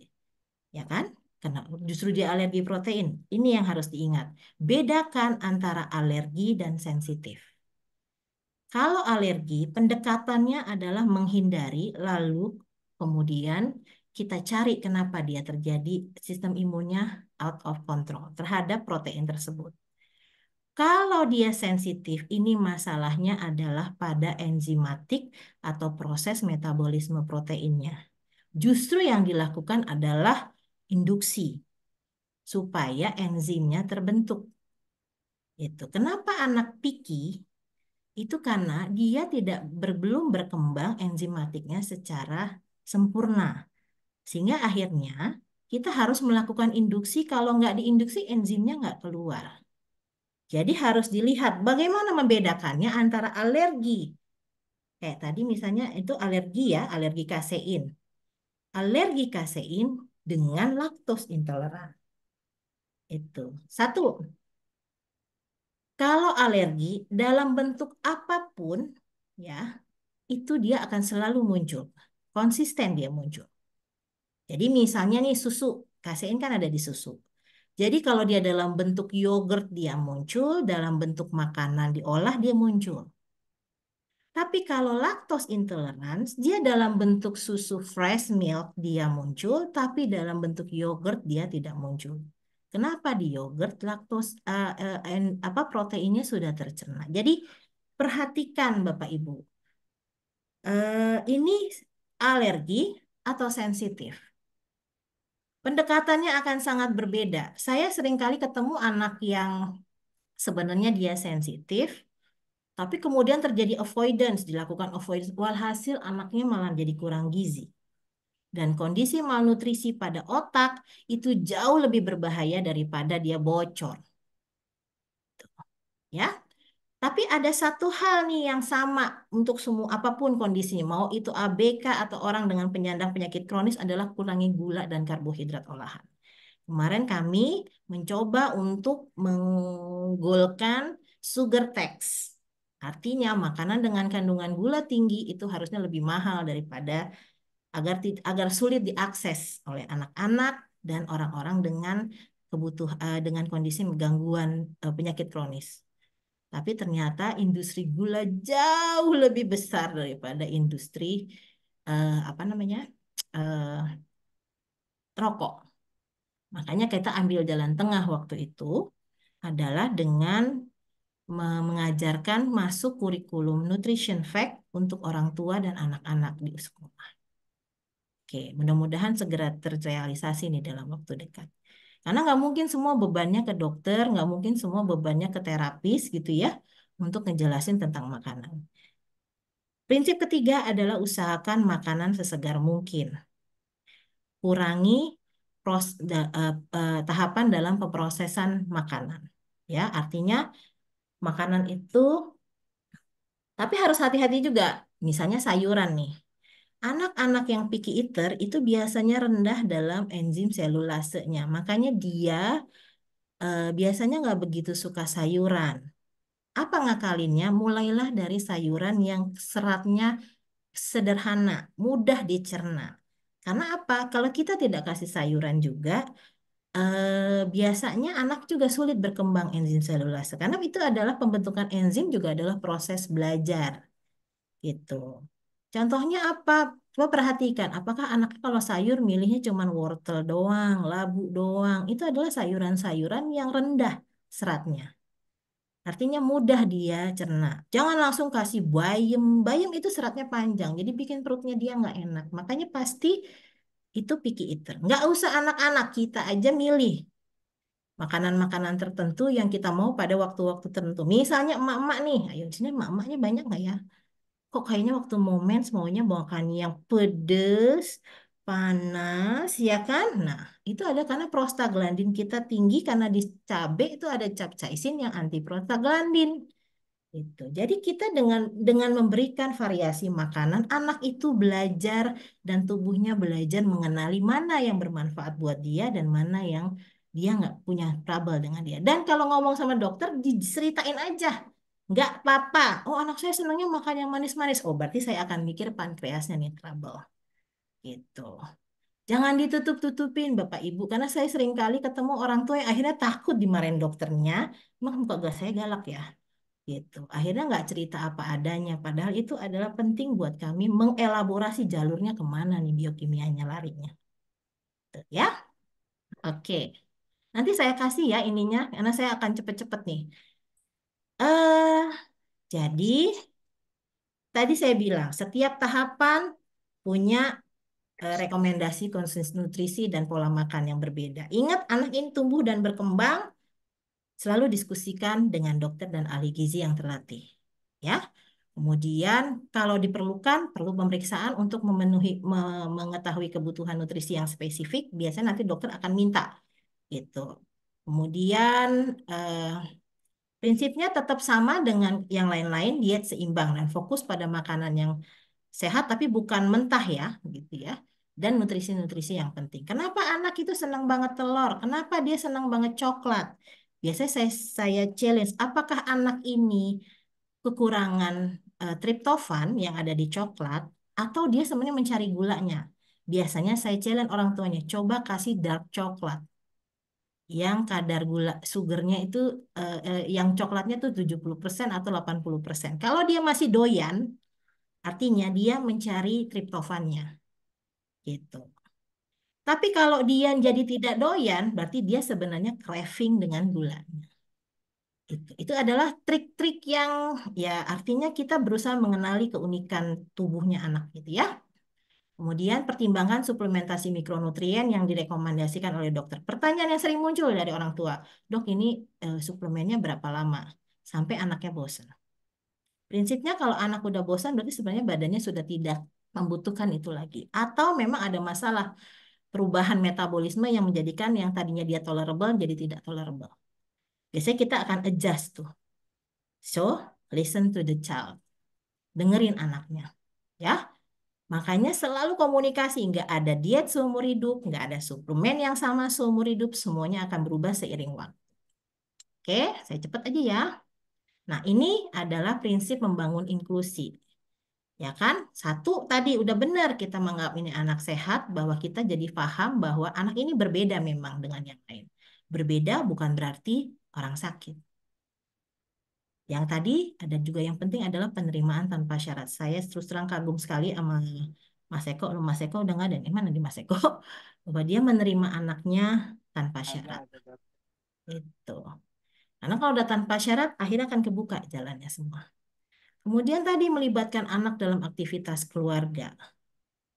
Ya, termasuk menentukan menu. Ingat bahwa anak itu tahu mana yang dia bikin dia nyaman, mana yang bikin dia tidak nyaman. Terakhir, ini salah satu juga adalah membangun komunikasi yang terbuka dan inklusif. Bahwa anak berkebutuhan khusus tetap punya kemampuan berkomunikasi, cuman caranya yang berbeda. Ya, tadi memberdayakan mulai mengajarkan tanggung jawab. Jadi kalau dia lagi nggak mau makan, nggak apa-apa. Kalau saya biarin anak saya. Dia tidak mau makan. Saya hormati pilihan dia. Nah, ini juga yang sering jadi masalah, saya juga ketemu dalam praktek sehari-hari adalah masalah dengan saudara kandung. Karena dianggap saudara kandungnya normal, akhirnya kita jadi miss apa yang terjadi pada saudara kandung. Saya punya pasien yang ibunya sulit menghadapi anak berkebutuhan, tapi saudaranya jauh lebih smooth menghadapi kakaknya. Adiknya justru lebih bisa memahami kakaknya. Jadi jangan sepelekan karena mikirnya ini anak kecil, ini anak saya gitu ya. Ingat, saudara juga perlu diberdayakan. Ya, kemudian meminimalkan stigma dan penghakiman termasuk di dalam pikiran. Kenapa? Kalau kita sudah punya afirmasi ini anak sulit, ini anak berat, ini anak. Tadi saya bilang, kenapa saya bilang saya tanya ini anak sehat atau anak sakit. Itu akan membangun afirmasi stigma di dalam kepala dan itu akan mempengaruhi semua perilaku kita bagaimana menghandle mereka. Ingat anak-anak ini sangat sensitif secara emosional. Jadi kalau bapak ibunya, walaupun dia tidak bisa bicara, tapi dia bisa meraba rasakan bagaimana orang lain terhadap dirinya. Ya, tadi membentuk komunitas inklusif, salah satunya di sini ya, Bu Gayatri ya, di empati, terus di empati berusaha untuk memberdayakan, mengembangkan, bahwa memang kondisi anak berkebutuhan khusus ini secara itu akan terus naik dari waktu ke waktu. Banyak hal yang menjadi penyebabnya. Bukan salah siapa-siapa. Kita tidak mencari lagi sekarang, tapi kita bagaimana menyelesaikan masalah yang ada.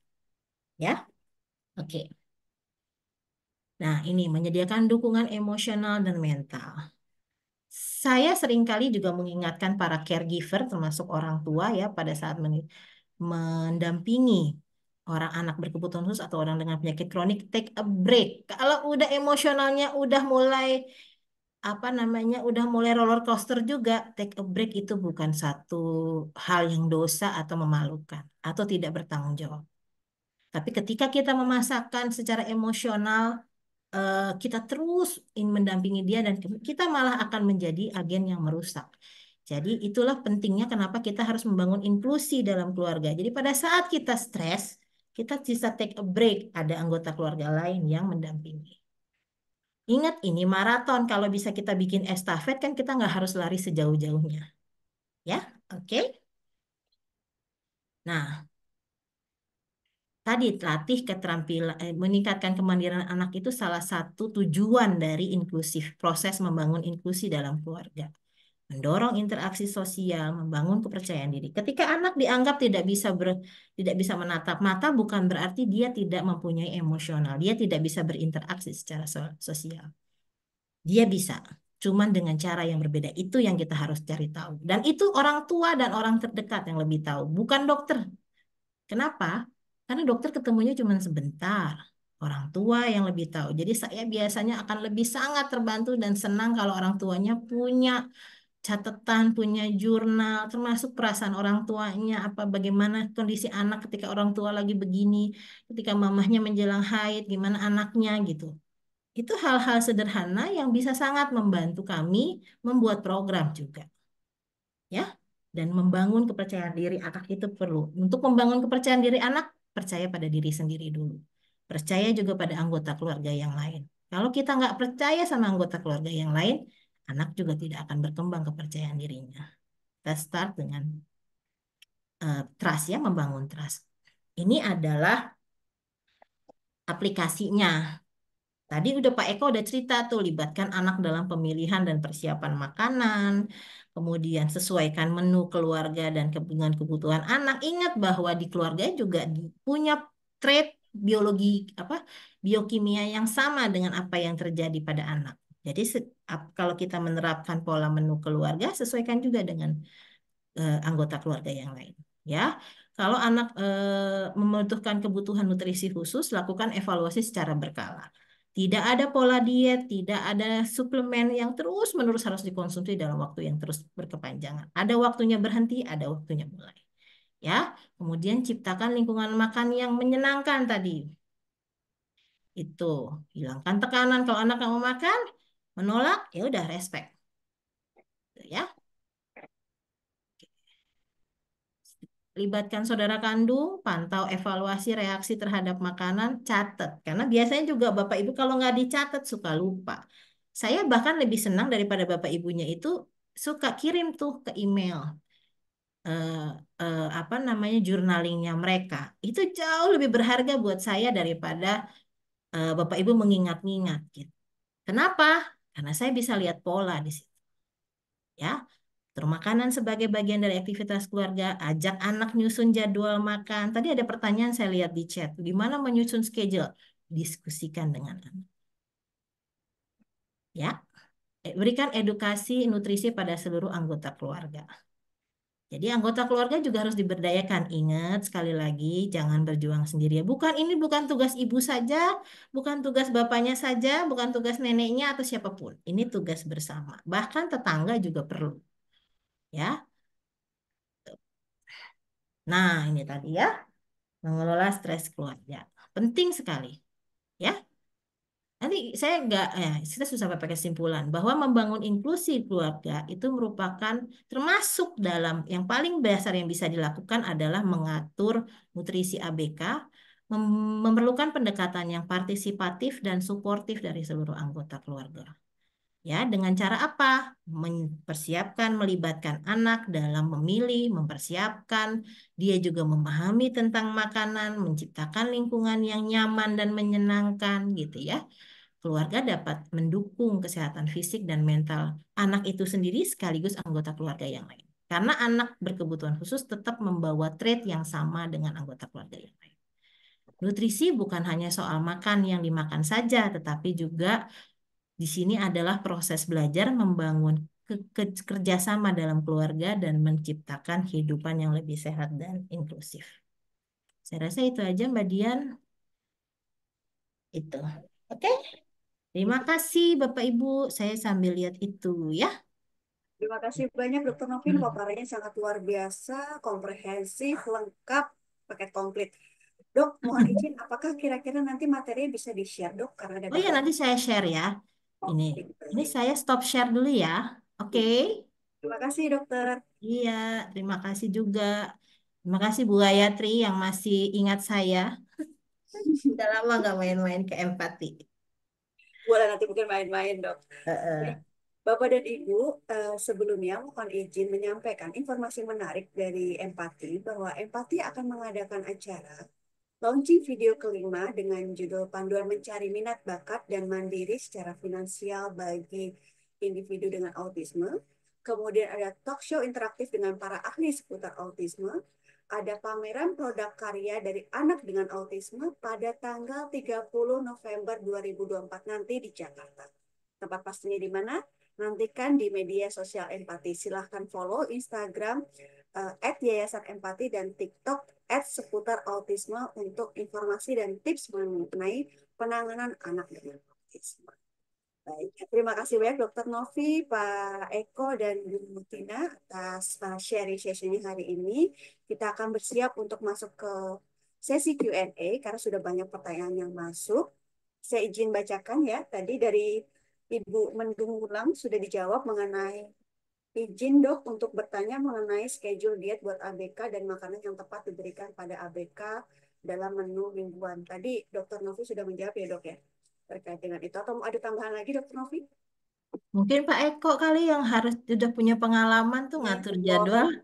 Pak Eko dan Bu Tina deh. Melibatkan, iya. Kalau ada Saya betul. lebih, saya kan hanya menguatkan bahwa melibatkan anak itu penting gitu. Ingat, anak itu bukan orang dewasa versi ukuran kecil. Karena saya selalu ngomong begitu. Sama dokter anak juga begitu pastinya. Ya, silakan Mas Eko, mungkin ada tambahan tadi dari yang saya tambahin atau Bu Tina? Nah, aku aku aku sih lihat anakku suka kalau malam habis makan malam kita punya sedikit waktu sebelum tidur kan. Biasa kita bonding. Anakku paling suka lihat-lihat ini album foto sama gambar-gambar air mancur. Jadi dia tuh terobsesi sama air mancur. Tapi sebelum baca yang ada air mancur atau album foto, aku ajak anakku ini lihat-lihat buku masakan yang ada gambar-gambarnya gitu. Jadi dia bisa aku kasih tahu ini loh sop ayam, ini yang namanya ayam bakar segala macam. Nah dari situ kita bisa nyusun kamu mau apa. Jadi dia udah punya masukan dulu informasi bahwa sop ayam kayak gini, ayam bakar gini, soto ayam tuh begini gitu. Kembali ke menu-menu tradisional yang bisa kita jadikan bahan berkomunikasi sama-sama gitu. Jadi disusun waktu bonding malam. Pak Eko biasanya orang akan bedtime story. Pak Eko memilih menu bersama dengan anak ini salah satu tips yang menarik sekali Pak Eko. Kalau saya perhatikan anaknya itu tipe kinestetik ya Pak. Jadi dia harus experience untuk belajar. Bukan cuma dikasih tahu atau visual aja, dia lihat aja. Dia harus pegang, sentuh, rasa gitu. Itu kinestetik. Iya betul Itu betul dok. Pak Eko udah bener tuh ngenalin karakter belajarnya anak. Kita yang nyesuaiin. Bukan anak suruh nyesuaiin kita. Tuh. Setuju Pak? Iya betul. Oke, Bu Tina mungkin ada tips lain Bu Tina yang bisa dibagikan kepada keluarga empati mengenai schedule menu untuk anak. Monggo Bu Oke, Tina. pada saat Evan sudah lebih besar, saat itu juga kemampuan kognitif dia sudah mulai bertumbuh. Jadi saya mempunyai jadwal dengan dia kalau setiap Sabtu dan Minggu karena Senin sampai Jumat dia biasanya sibuk dengan sekolah. Jadi misalnya minggu ini kita janjian saya yang memilih menu untuk memasak karena saya ingin mengajarkan karena di dalam kegiatan memasak walaupun sederhana itu banyak sekali proses pengambilan keputusan dan lain sebagainya. Jadi minggu ini saya yang menentukan misalnya saya mau buat apa. Lalu kita diskusikan kira-kira bagaimana prosesnya. Kemudian misalnya minggu depan eh, giliran Evan dengan masakan yang sederhana, tidak harus masak pakai pakai api atau apapun, atau hanya kegiatan misalnya ke supermarket. Nah, setelah itu minggu berikutnya kita menentukan bareng, misalnya gitu. Yang mungkin bisa favoritnya dia atau favoritnya saya, atau saya bisa bilang kenapa saya nggak mau. Dan lama-lama dia juga mulai bisa bilang kenapa dia tidak mau, misalnya seperti itu. Jadi ada saatnya dia tahu, misalnya minggu ini dia bebas menentukan yang dia bisa makan sesuai dengan pola diet yang dia jalankan. Misalnya seperti jadi dia ada rasa excitement, apa, kegembiraan untuk boleh memilih apa yang dia suka. Tuh. Baik, terima kasih Bu Tina. Baik, Bu Tina ini ada satu pertanyaan lagi dari Bu Windy ini. Kayaknya lebih cocok kalau Bu Tina yang jawab, mungkin nanti setelah itu Dokter Novi menambahkan. Eh, Bu Windy bertanya, bagaimana kita sebagai orang tua bisa yakin anak autisme itu bisa lepas dari pendampingan orang tua? Jadi anak saya didiagnosa autisme itu usia 12 tahun, masih sering tantrum, sering dibully di sekolah reguler. Jujur jujur saya belum 100% menjalankan diet pada anak. Dulu anak saya pernah diet tapi ngamuk dan menolak. Apakah masih terlambat untuk menjalankan diet pada anak? Monggo Bu Tina. Kalau menurut saya tidak pernah ada kata terlambat. Tapi yang penting juga didampingi dengan konsistensi misalnya eh, apa terapi-terapi pendukung lainnya. Kesepakatan dan komitmen dari seluruh anggota keluarga. Misalnya satu, mamanya sudah mengatur makanan, nggak boleh kerupuk misalnya. Tiba-tiba di meja makan ada kaleng kerupuk, kakaknya makan, misalnya seperti itu. Nah, otomatis ini membuat trigger anak ini untuk eh, ada mengapa kok kakaknya boleh, saya nggak boleh. Pada saat kemampuan kognitif anak ini belum berkembang, malah menjadikan mungkin situasi yang menjadi tantrum atau marah-marah atau akhirnya mengacaukan program yang sudah kita jalankan sekian lama. Jadinya seperti itu. Jadi memang perlu komitmen seluruh keluarga. Seperti itu sih. Akhirnya waktu itu saya juga belajar untuk melepaskan satu persatu apa yang Evan tidak boleh makan, misalnya, dengan mencoba misalnya seminggu ini saya berikan sedikit. Saya lihat reaksinya. Ada nggak dia perubahan perilaku? Ada nggak dia perubahan misalnya di kulitnya gatal-gatal atau apapun. Kalau tidak ada masalah, mulai saya lepaskan yang satu berikutnya. Akhirnya mungkin di bulan berikutnya saya coba memberikan dua makanan yang tadinya dia tidak boleh. Karena saya juga pikir pada saat dia dewasa, dia harus bisa menyesuaikan badannya dengan keadaan di sekitarnya. Nggak mungkin, saya pikir waktu itu akan menyulitkan bagi dia kalau misalnya sampai dewasa dia hanya boleh makan makanan yang sangat terbatas gitu. Sedangkan dia juga perlu semakin lama gizinya juga semakin berkembang, pertumbuhannya juga semakin berkembang gitu. Dan jadi akhirnya satu persatu coba kita lepaskan, tapi kita berhati-hati dulu dengan reaksi yang ada atau tidak seperti itu. Baik, terima kasih. Mungkin Tapi Dr. Novi bisa menambahkan kali, saya juga. Ya. Ya, kalau Evan kan memang kasusnya adalah lebih ke keradang kronis, jadi selaput lendirnya bermasalah gitu, enzimatik, sehingga kita bisa lakukan apa ya, induksi perlahan-lahan. Benar yang dilakukan Mbak Tina tuh luar biasa. Waktu itu malah belum ada penelitian ya Mbak, jalanin Belum, aja karena pakai mencoba-coba prinsip sendiri. dengerin anaknya, hebat kan menurut saya sih. Insting orang tua, tapi juga memang Betul. waktu itu dia sangat terpengaruh bila di awal-awal terapi itu dia sangat mudah ngamuk, marah, apalagi pada saat sebelum verbal. Jadi sedikit-sedikit teriak, sedikit-sedikit, dan flappingnya juga masih banyak, steamingnya juga masih banyak, seperti itu. Jadi terapi juga seharian tuh penuh back to back terapi, seperti itu, ditambah dengan pola diet yang mulai kita jalankan, seperti itu. Ya, setuju banget. Jadi anak itu biasanya tantrum kalau ketika otaknya nggak dapat nutrisi yang dia butuhkan. Sama lah sama kita ya. Kalau kita ya ini buat yang muslim, ya lagi puasa, terus nggak boleh makan kan udah mulai tuh emosi jiwa, kebayang makan ini makan itu, ya sama. Mereka juga sama kita gitu loh. Itu. Cuman gini, ada pertanyaan tadi Mbak Windy juga tanya bagaimana saya mendampingi. Kita pelan-pelan gini, pendampingan itu dilakukan seumur hidup, selama kita masih hidup ya. Itu. Jangan berpikir bahwa oh kita akan melepas. Enggak, saat anak sudah dewasa pun saya masih tetap bangun komunikasi. Mbak Tina juga masih kontak kan, Mbak? Itu adalah bentuk pendampingan. Jadi juga apa namanya ya? Tadi saya bilang, anak itu kenapa anak selalu menjadi anak orang tua, ya kan?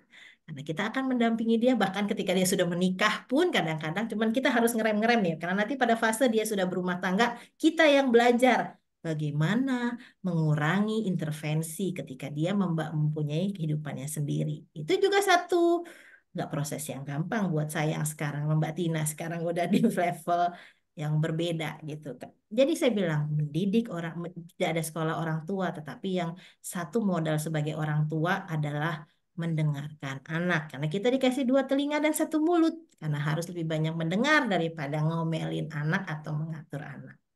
Itu. Terus kemudian ini juga saya sering ditanya adalah gimana nih bully. Ketika anak dibully, tanya perasaannya dulu. Jangan langsung mamahnya emosi, terus terakhirnya pasang badan gitu. Itu membuat anak tidak mandiri. Proses belajar, termasuk social skill, itu dibangun dari relasi. Dalam relasi ada hubungan yang positif, ada hubungan yang negatif. Anak pun harus belajar bagaimana menghandle hubungan yang negatif. Ya, orang tua yang ya tadi saya bilang, kalau ini anak sehat, kita akan menghindari di mindset kita nih. Kalau kita menganggap anak kita sehat, kita percaya dia mampu. Ingat, kalau kita menganggap orang dia sakit, secara naluri kita jadi nggak percaya, oh, dia mampu nggak ya? Gitu. Jadi kalau dia ngadepin bully, saya selalu tanya gimana perasaanmu. Ya kan, tapi kadang-kadang sulit. Makanya tadi saya bilang dari kecil ajarkan untuk berkomunikasi. Komunikasi nggak harus cerita, bisa dengan gambar, kayak tadi Pak Eko ngajarin komunikasi dengan tadi apa Pak menentukan gambar ya kan dia memilih misalnya makanannya apa itu juga komunikasi sebenarnya. Karena seringkali yang bikin kita stres adalah kita sudah punya persepsi bahwa anak ini dibully. Kita nggak tahu isi kepalanya dia. Dia mungkin tidak menganggap itu bully gitu. Dia belum ngerti, ya kan? Akhirnya kita berantem sama teman anaknya dia akhirnya dikucilkan lebih sengsara lagi. Ya nggak? Jadi cool kalau anak dibully bukan berarti kita nggak protes, protes. Tapi ingat, keep calm, ya. Tetap tenang. Tanya anaknya gimana perspektifnya dia, gimana perasaannya dia, apa menurut dia yang bisa dia lakukan. Karena kita tidak bisa melindungi anak seumur hidup dari yang namanya bulian. Karena bulian itu kadang-kadang karena saya juga menangani gangguan perilaku pada anak ya, itu seringkali anak sendiri nggak tahu bahwa dia ngebully temennya. Namanya sama-sama bocah, ya nggak? Tuh. Nah itu. Jadi pendampingan tetap. Kadang-kadang pendampingan kayak main layang, kadang-kadang kita tarik, kadang-kadang kita ulur. Emang itu tadi namanya fleksibel dan sabar. Ya mudah-mudahan Mbak Windy menjawab ya. Gitu. Terima kasih Apa dokter. masih terlambat mau diet? Kalau anaknya udah, maaf, diet itu bisa dilakukan di tahapan mana saja. Jadi nggak ada kata terlambat. Benar sekali Mbak Tina tadi. Saya setuju banget sama Mbak Tina. Bahkan sampai tua pun kita tetap butuh pola makan yang benar. Yang sesuai sama kebutuhan kita. Bukan pola makan yang menurut orang lain ini menurut. Dengerin.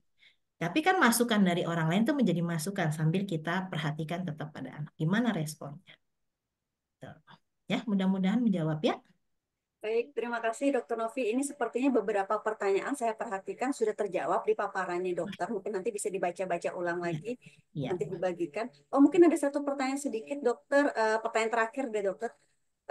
Terkait dengan induksi enzim-enzim pencernaan pada ABK yang sensitif atau alergi tadi dok. Bagaimana cara mereduksinya seperti itu dok?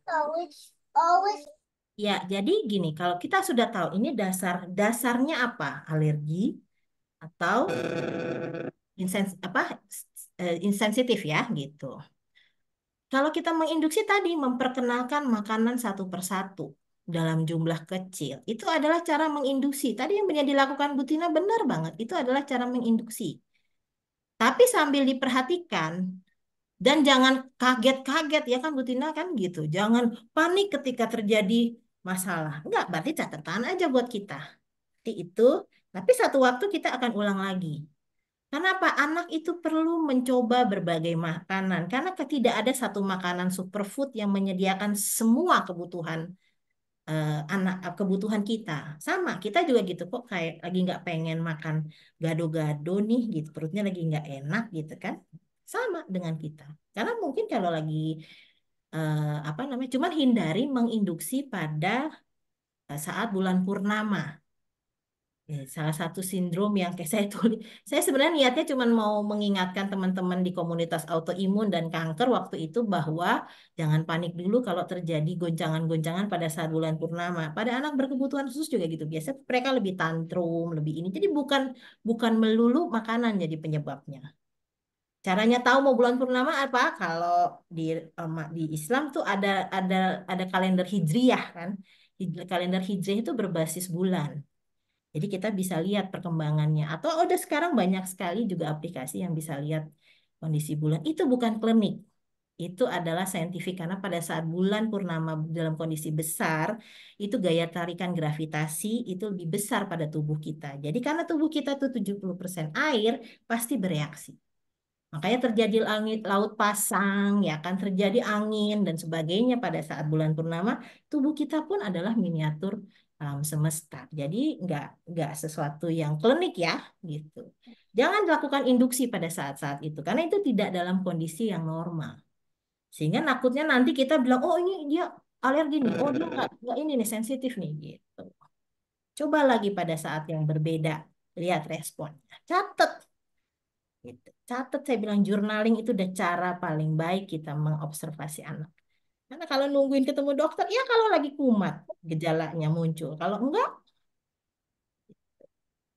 mudah-mudahan menjawab ya Mbak Dian ya.